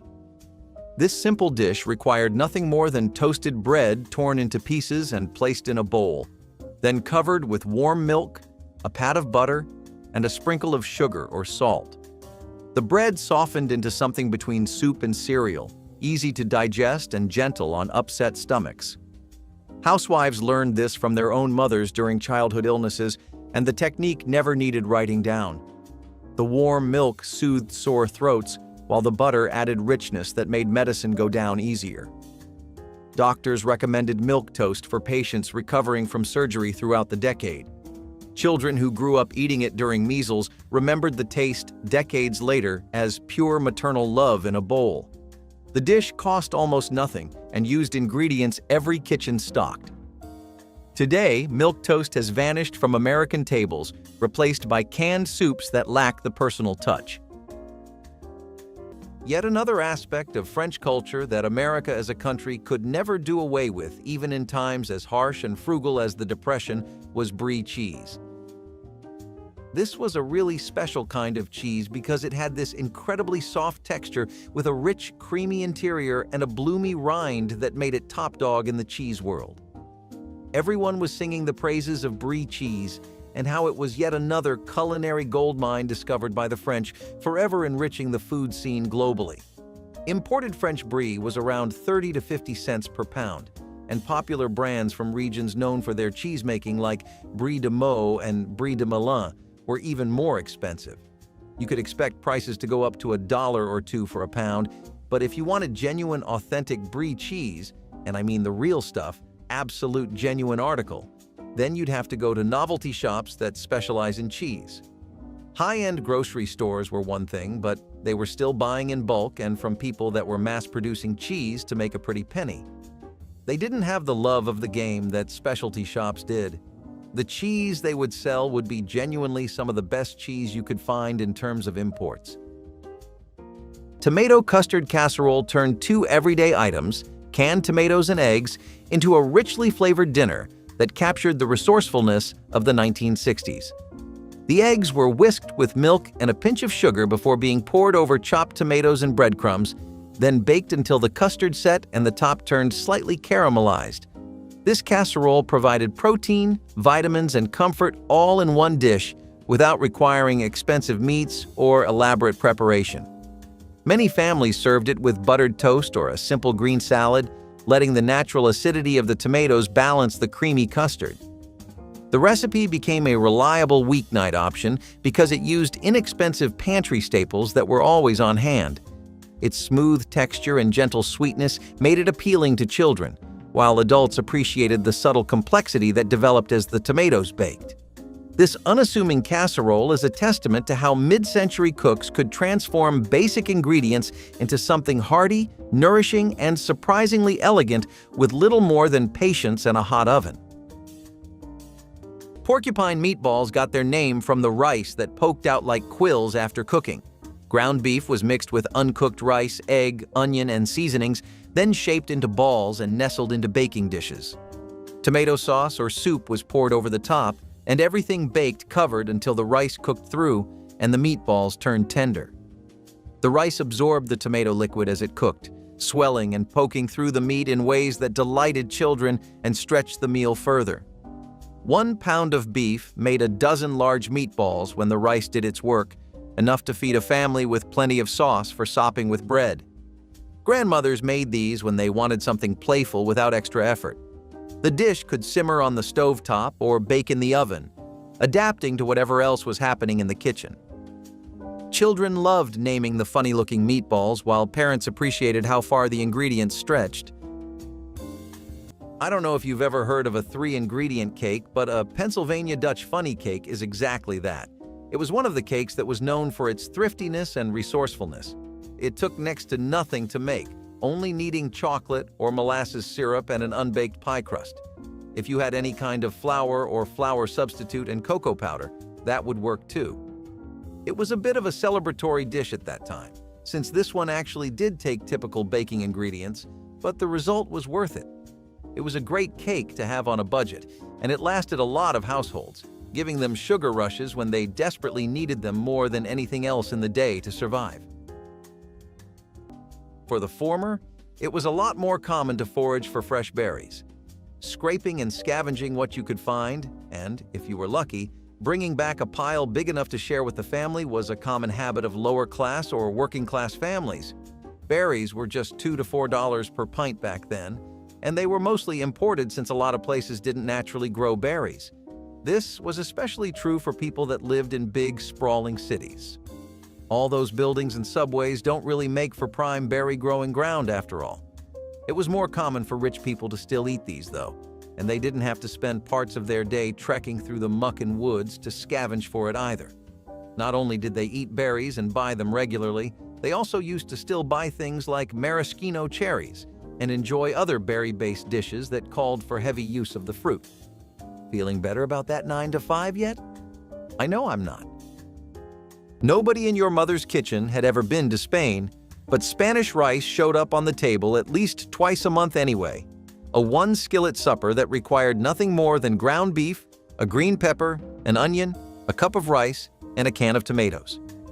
She browned the beef first, drained most of the fat, then added the chopped vegetables and let them soften before the rice and tomatoes went in.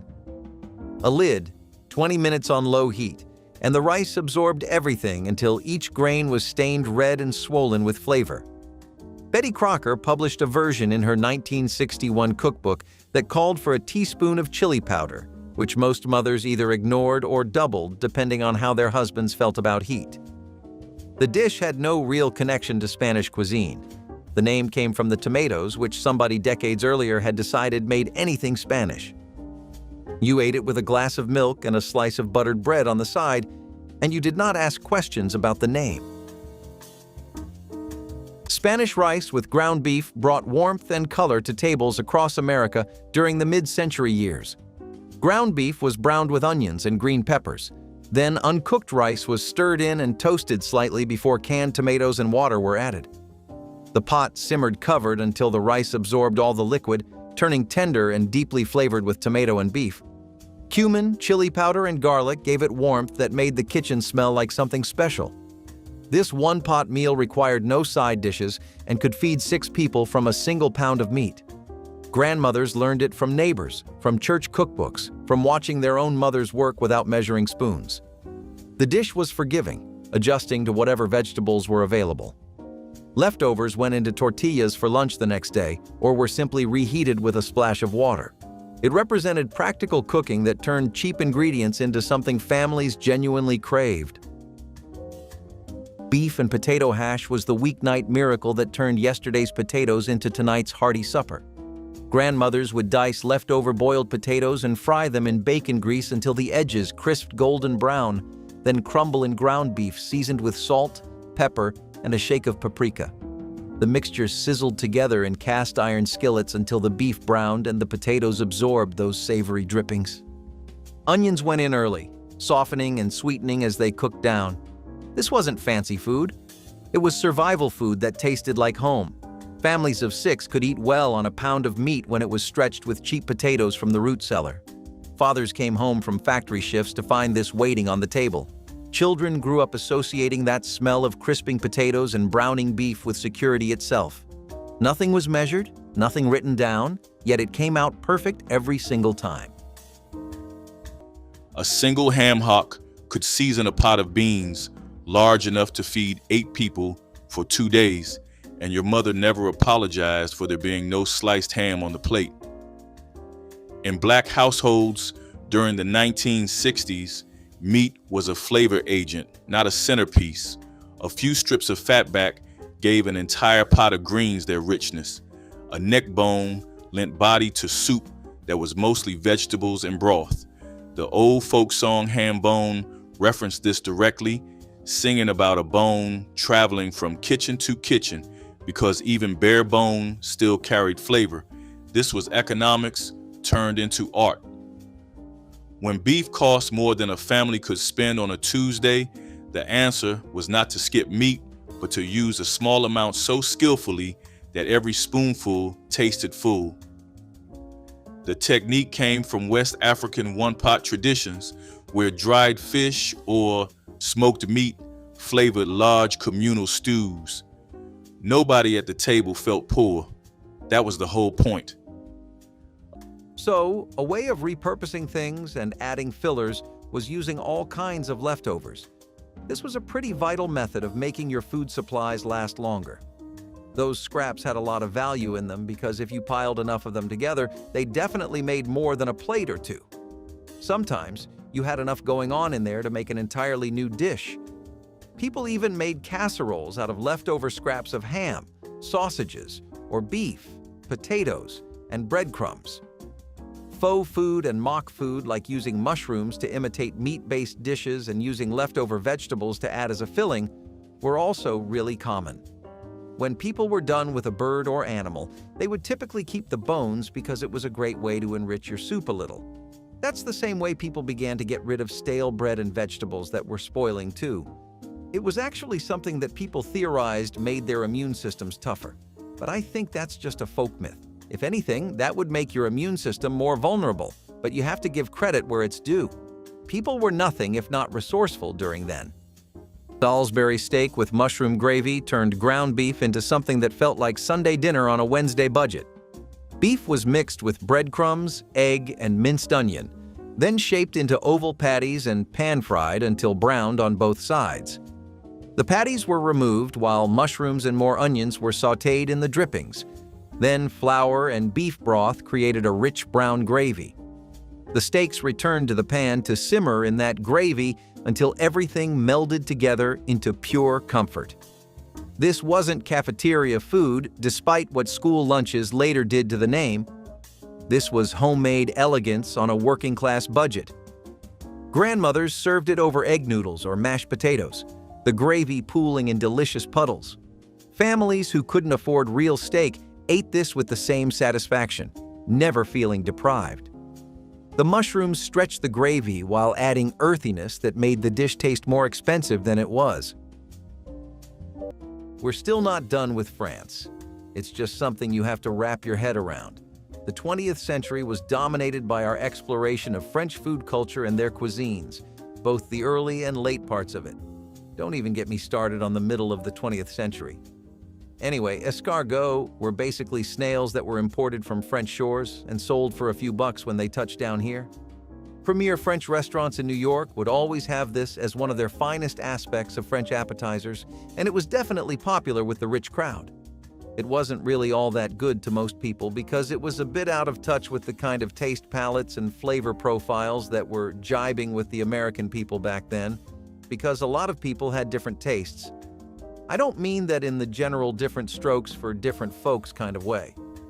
I mean that as a result of rationing for years and then foraging and living off of vegetable soups and stews, people had gotten more accustomed to things like potatoes, greens, and squirrel meat. So there wasn't much of a demand for snails to shine with the mass public anyway. Where they did get some value was in places like Le Pavillon and La Côte Basque in New York, which would only cater to the elite and were known as being strong footholds of French cooking in America. Cabbage coleslaw proved that absolutely nothing went to waste in the Depression era. While most people today throw away the tough core of a cabbage, thrifty families of the 1930s shaved it finely to make a crunchy salad. With vinegar, a little sugar, and maybe a pinch of salt, it transformed into something tangy and surprisingly refreshing. Carrots or onions, if available, might be added for color and flavor, but often it was just the cabbage core itself. It became a side dish for meals that otherwise would have been too plain or heavy, adding brightness without any real cost.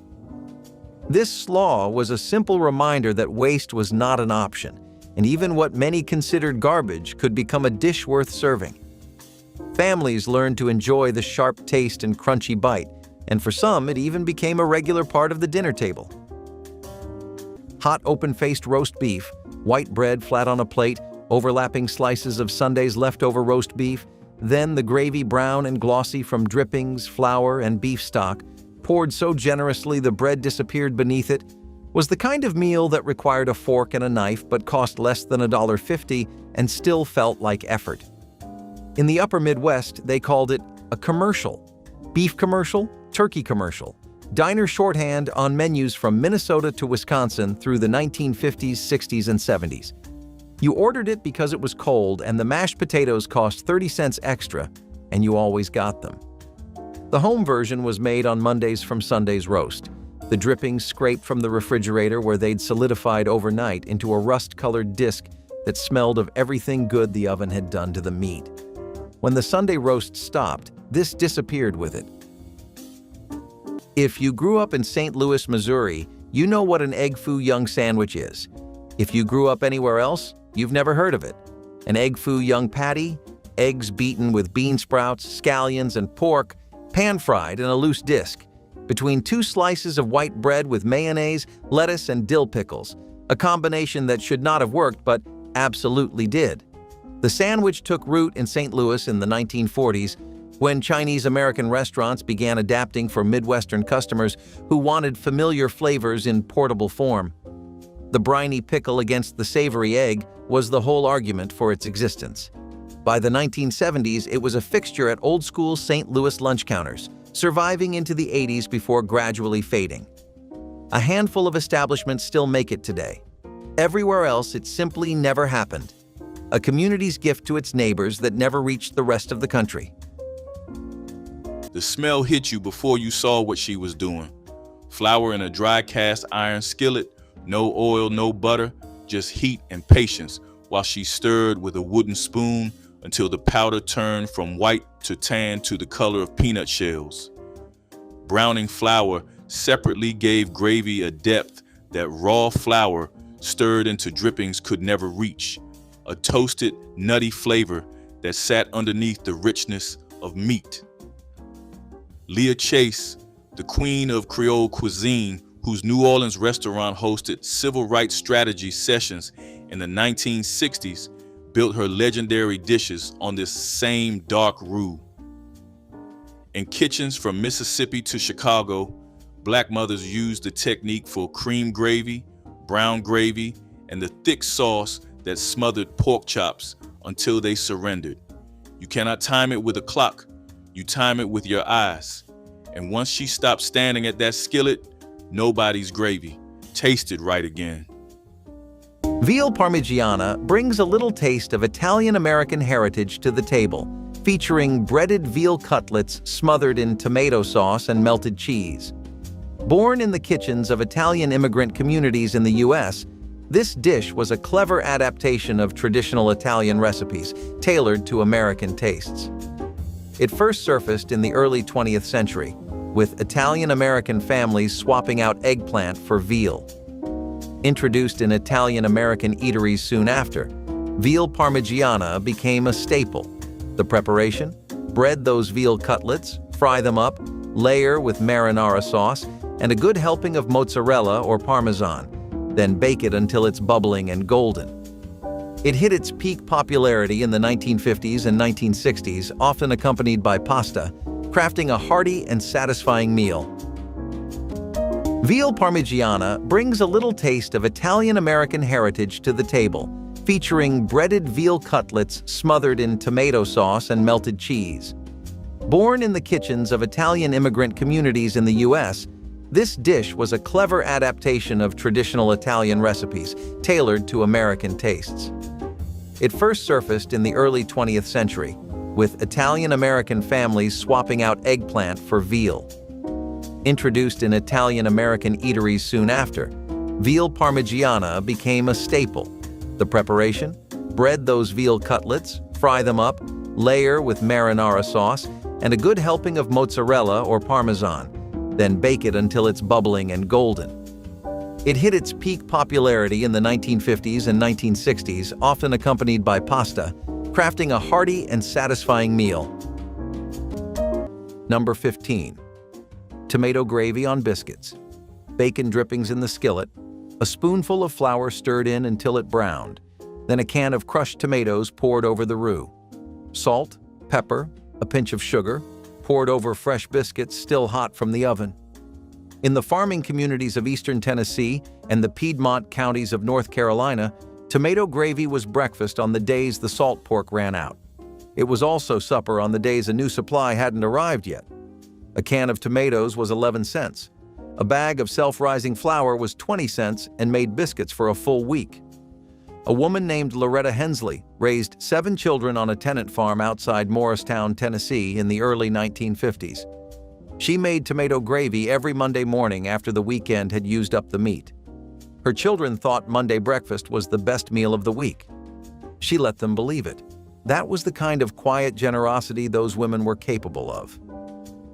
Tomato soup cake was a chocolate-colored spice cake that housewives made using a can of condensed tomato soup as the secret ingredient. The soup added moisture and tanginess that made the cake incredibly tender without anyone guessing what was inside. Housewives mixed the soup with flour, sugar, baking soda, and spices like cinnamon, cloves, and nutmeg, creating a batter that baked into something rich. Raisins or chopped nuts were folded in when available. The cake was often topped with cream cheese frosting, though many families ate it plain or dusted with powdered sugar. This recipe spread through communities during the Depression and remained popular through the 50s. Children never suspected tomato soup was involved. They just knew the cake was delicious. The technique required no precise measurements because housewives adjusted the spices to family preference. Tomato soup cake represented the ingenuity of making something special from ordinary ingredients. This clever cake has largely disappeared. Creamed brains on toast is the meal that makes squeamish eaters bolt from the table if there ever was one. During the Great Depression, resourcefulness was king, and nothing went to waste, not even a part of the animal. While many struggling families would eat brains, they were a delicacy. Don't be fooled by the word delicacy. This dish was born out of necessity, not gourmet aspirations. Making it was straightforward. Brains were boiled or sautéed with onions, milk, and a pinch of seasoning, cow or pig being the usual suspects. The mixture thickened to a creamy consistency and was ladled over toasted bread, often the stale kind, because, waste not, want not. It looked like a bizarre version of gravy toast, but it was Instagram-worthy, and it did fill bellies when there were few other options. Brains were rich and almost buttery, but convincing anyone to dig in was another matter entirely. Kids were probably bribed with the promise of dessert if they cleaned their plates even then. Creamed brains on toast is a long-gone American culinary staple today, existing only in the fringes of foodie culture, or as a trivia question about survival food. This dish is the love-it-or-leave-it symbol of grit and ingenuity. Lamb's lung and lights may not have been the best thing to don't knock it till you try it, but it was a Depression-era staple nonetheless. The lungs, heart, and liver of a lamb, or in other words, everything the butcher left behind after he took the prime cuts. During hard times, nothing went to waste, not even the parts of the animal most people wouldn't dream of eating today. Boiled and sliced, lamb's lung and lights were sometimes prepared for a hearty stew or fried with onions and spices to hide the gamey flavor. It was nutritionally dense, with iron, protein, and essential vitamins in abundance. The downside? Cooking with the smell was an acquired experience, to put it mildly. This dish had an unappealing reputation, but it was versatile. With potatoes or bread, the organs could stretch to feed large families. It was an act of culinary ingenuity, and while it might sound like something straight out of a horror movie to modern palates, it was an act of culinary ingenuity. Lamb's lung and lights have vanished from most dinner tables, but if you're curious, you might still see it on some adventurous menus or in a distant family recipe book, written in faded ink and a generous dose of nostalgia. Vinegar candy emerged as a Depression-era miracle that proved sweetness could come from almost nothing at all.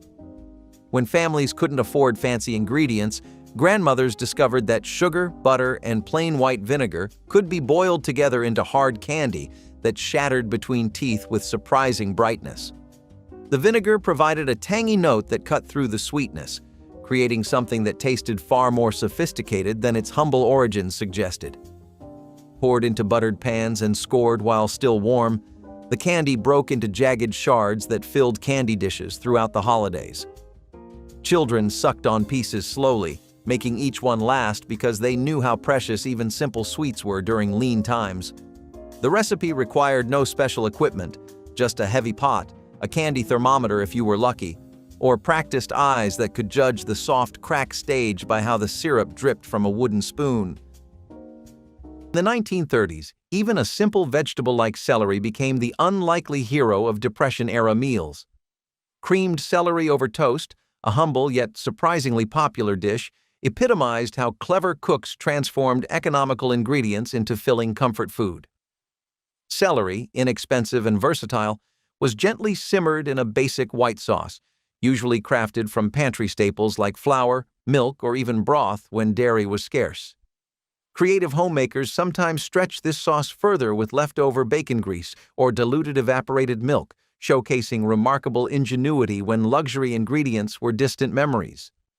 Poured generously over toasted stale bread, a strategic use of otherwise wasted leftovers, this creamy concoction ensured families stayed full, even if wallets remained empty. Interestingly, celery wasn't merely affordable. It provided valuable vitamins and dietary fiber, critical when balanced nutrition seemed like an impossible goal. Although today celery rarely stars in main dishes, Depression-era potluck tables proudly featured it front and center, proving even the humblest veggies could achieve culinary fame. Nobody threw away the water left after greens finished cooking. That dark, fragrant liquid, thick with vitamins from hours of slow simmering, was called pot liquor, and Black mothers treated it like medicine.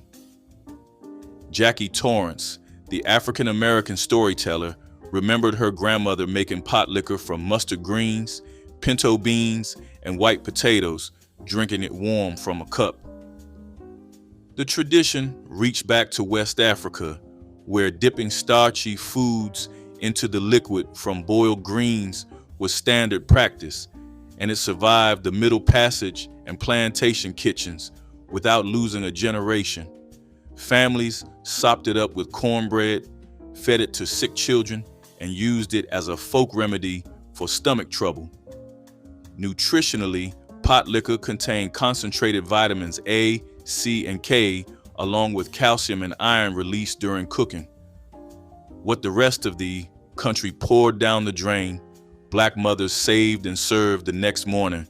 It cost nothing. It healed everything. When money was scarce and firewood even scarcer, families during the Great Depression turned to whatever they could find to keep their fires burning. Necessity transformed ordinary and sometimes unusual materials into lifelines. Corn cobs, left over after the kernels were eaten, became a popular fuel source in rural areas. They burned quickly but efficiently, making them perfect for stoves and small fires. Dried animal dung, used for centuries by various cultures, was also repurposed as fuel on farms where livestock was common.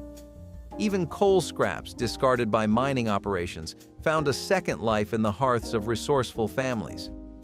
This was an ingenious blend of frugality and environmental adaptation.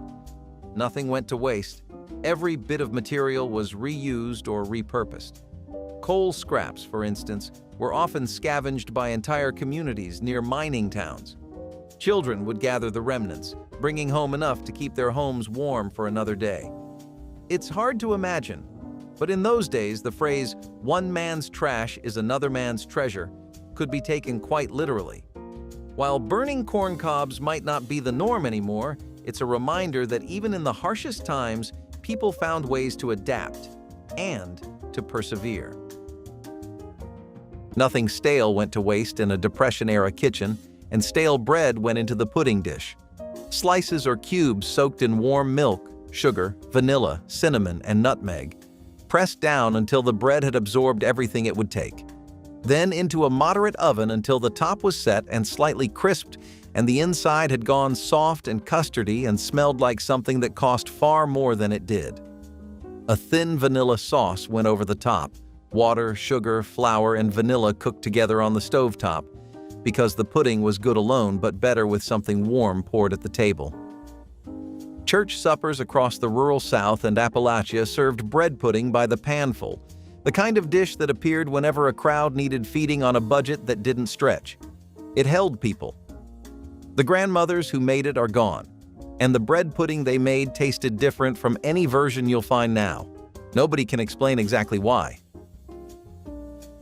Cubed steak with gravy was a weeknight dinner that housewives made by pounding cheap cuts of beef until tender, then frying them and smothering them in homemade gravy. The meat was seasoned with salt and pepper, dredged in flour, and browned in hot fat until a crust formed on both sides. The steaks were removed while the gravy was made in the same pan, using flour and milk stirred into the drippings until thick. Everything went back together, the steaks simmering in gravy until the meat was fork tender. This dish turned tough, inexpensive meat into something that felt almost luxurious. Housewives knew by sight when the gravy was thick enough and by touch when the meat was tender. The technique required no written instructions because mothers stood beside daughters at the stove, teaching the feel of proper gravy consistency. Served over mashed potatoes or egg noodles, cubed steak stretched the grocery budget while satisfying appetites. This practical dish has largely disappeared. So, the next on our list is victory gardens, which I promised you we would talk about. When you think of the phrase victory garden, you might start to think about a bountiful paradise full of fresh harvests and the scent of liberty and conquest. However, this is exactly the opposite of what these are. Victory gardens were basically a band-aid solution that really helped people get by. These opened up an entirely new world of food for people, and their chances of actually being able to support all the mouths in their households opened up phenomenally. In their backyards, people had decided that they would start planting whatever kinds of crops they basically could, from stuff like celery, turnips, onions, garlic, and potatoes, to even things like corn. It meant that people could actually do two things properly once again. They could eat somewhat and find lots of vegetables and herbs to put in their food. Secondly, bartering had made a return in the modern era. After literally centuries since its last appearance, people actually began to trade items with one another for security. A few cloves of garlic in exchange for a ragged shoe, some extra lace and cloth in exchange for a potato, some hand-me-downs in exchange for celery. This was the common way of life for people back then. Hot dog and bean casserole was a crowd-pleasing dinner that housewives assembled without measuring, combining canned baked beans with sliced hot dogs in a baking dish. The hot dogs were cut into coins or split lengthwise, then nestled into the beans before baking. Brown sugar, mustard, and ketchup were stirred into the beans to create a sweet and tangy sauce that caramelized around the edges. Some housewives topped the casserole with bacon strips for extra flavor. The dish baked until bubbling and slightly browned, filling the kitchen with an aroma that brought children running. This casserole stretched inexpensive ingredients into a meal that felt festive, often appearing at backyard barbecues. The proportions varied by family and by how many mouths needed feeding. Housewives knew by experience how much sweetness to add and when the casserole was done. Hot dog and bean casserole represented practical cooking that turned simple ingredients into something everyone loved. This comfort food has faded from family tables. If Welsh rarebit was toast dressed up, Egg's goldenrod was toast in its Sunday best. Simple enough for a child to eat and pretty enough that your mother took a quiet pride in serving it. She hard-boiled the eggs, separated the whites from the yolks, chopped the whites into small pieces, and folded them into a white sauce she made in the same pan she used for everything.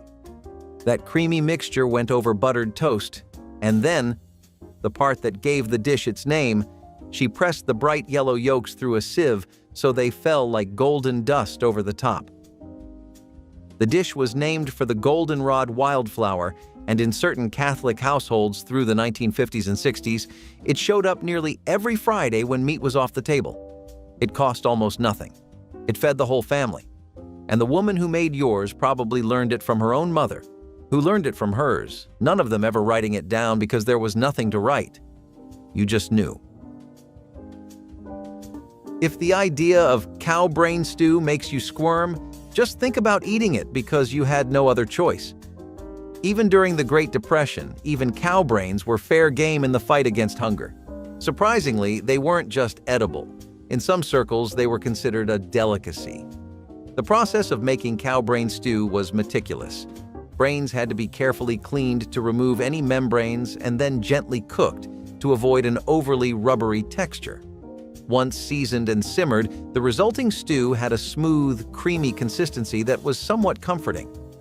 It was silky, almost custard-like, and possibly that's why some people actually liked it. The brain was usually served over rice or potatoes and made one brain into a meal for a family. Cow brain was nutritionally a powerhouse of protein and vitamins and was a valuable food source in lean times. The idea of eating brains didn't exactly have much popularity, and as soon as more appealing options were offered, cow brain stew fell out of favor. Interestingly, in some cultures, eating brain meat was considered a delicacy long before the Depression. For example, certain European and Asian dishes have celebrated cow brains as a prized food item. But as food options became more plentiful and tastes evolved, cow brain stew faded into the background, becoming a curious relic of a time when necessity ruled the dinner plate. These days, cow brain stew is more likely to be a dare than a dinner table. Back then, it was a lifesaver, proving that humans can eat anything, even when the going gets tough. But if the weeknight skillet held quiet rhythms of survival, the holiday table held something louder, and nothing announced a celebration like a ham glazed with Coca-Cola. Your mother scored the fat in diamond patterns, studded each cross with a whole clove, and poured an entire bottle of Coke over the top before the pan went in the oven. The phosphoric acid tenderized the outer layer, while the sugar caramelized into a glaze so dark and sticky it looked like lacquer. The kitchen smelled like Christmas for hours. This hack came from the collision of Southern cooking and American consumer culture, where a 5-cent soda became an ingredient no fancy product could outperform. At church dinners and reunions, the woman who brought the Coca-Cola ham never took home leftovers. Kids peeled strips of the sweet, salty crust off the edges before adults said grace. The recipe traveled by reputation, one mother telling another, never written down because nobody who tasted it could forget. Elderberries in North America were some of the most foraged fruits to ever make a name for themselves in Depression history. They were found throughout much of the eastern stretch of the United States. Elderberries were tough and resilient, and they were the kind of fruits that enjoyed climates no other crop or fruit would take to. You'd find elderberries growing alongside the strangest of places: fence sides, abandoned fields, roadsides, and rocky cliffs that just didn't have anything else growing. Elderberry bushes had grown to become super adaptable. They could handle a lot of droughts, and trust me, there was more than enough of that to go around. They could stand in the rain for days, no problem. As long as they got enough sunlight, they were easy to grow. Families could maintain steady supplies every year without any kind of effort or diligent care. Elderberries were kind of like a stew in a slow cooker. You'd just leave it for a couple of hours and come back to a great little meal. The berries themselves were incredible antioxidants. They were essential in managing colds and flu, especially in young children. Besides just their extensive medicinal use, the flowers of elderberries were something that people used to make teas, cordials, and fritters. Sometimes people even sold wine or syrup they had made from elderberry. It had become a reliable source of quick change at a time when that was hard to make. Bananas Foster was a fancy American dessert that actually was made with baking ingredients and rum. The thing is, like I mentioned before, a lot of people had come up with mock and no-bake versions of popular desserts because even basic pantry staples like butter, flour, eggs, and thickening agents were missing. Forget things like frosting and whipped cream, but no, Banana Foster made use of all that and more. It was first made at Brennan's in New Orleans, and the caramelized bananas were what really caught on with people. Of course, when the normal folk could have afforded it in better times, when layoffs weren't a national experience for everyone, it was something they enjoyed too. But right in the heart of the Depression, only the rich could have afforded things like this. Bananas were usually imported out of Central America back then, but they aren't that expensive.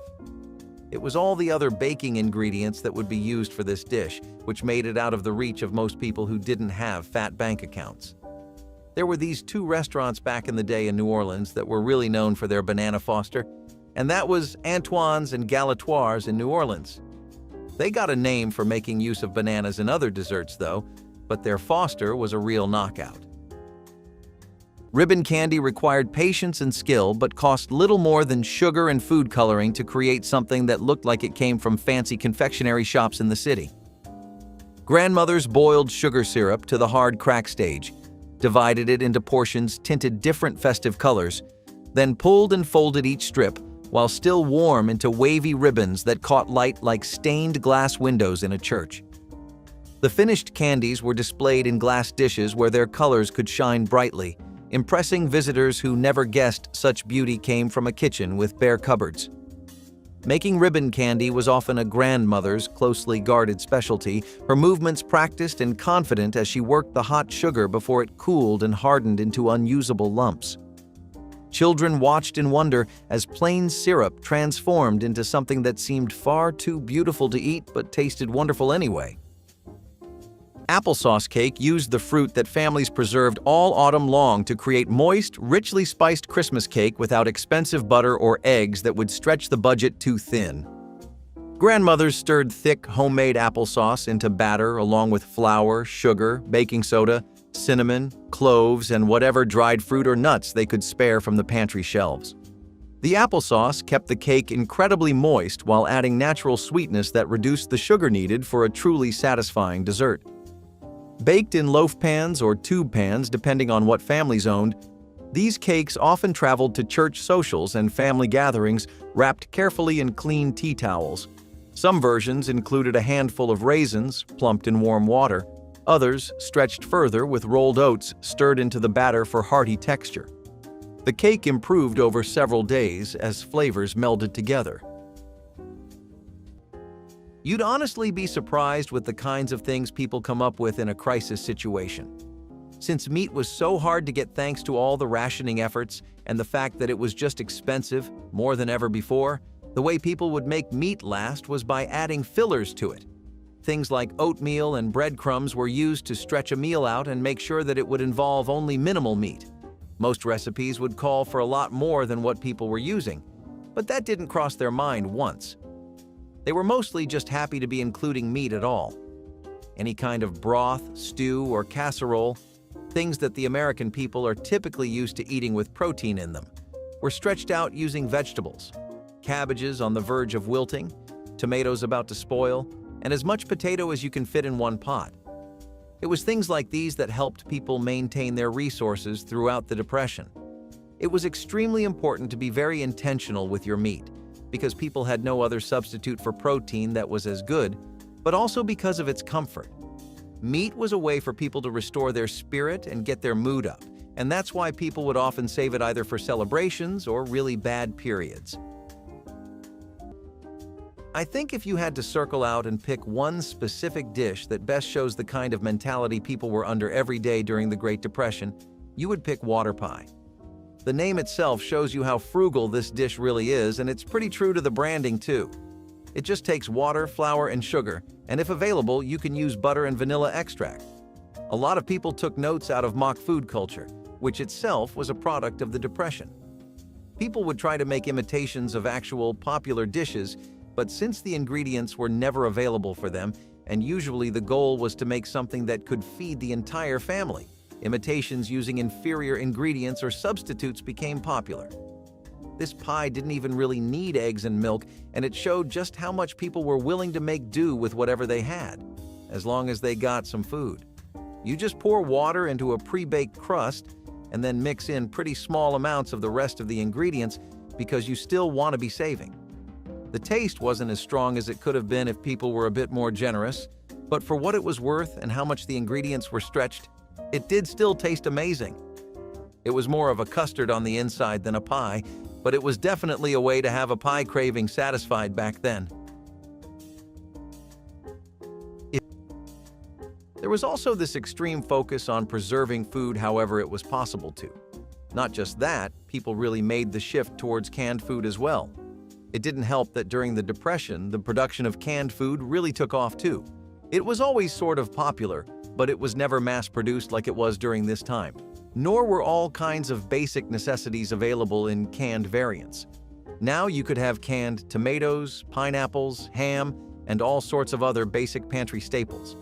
The kind of stuff you would really need in your everyday cooking. People would preserve their stocks of supplies by using scraps too. Only the tiniest bits of ham were used for soups and meat dishes, and the difference was made up by using vegetables. People would use every part of the animal and not let a single thing go to waste. People would use fat drippings or the toes and tongue of an animal and all kinds of other things.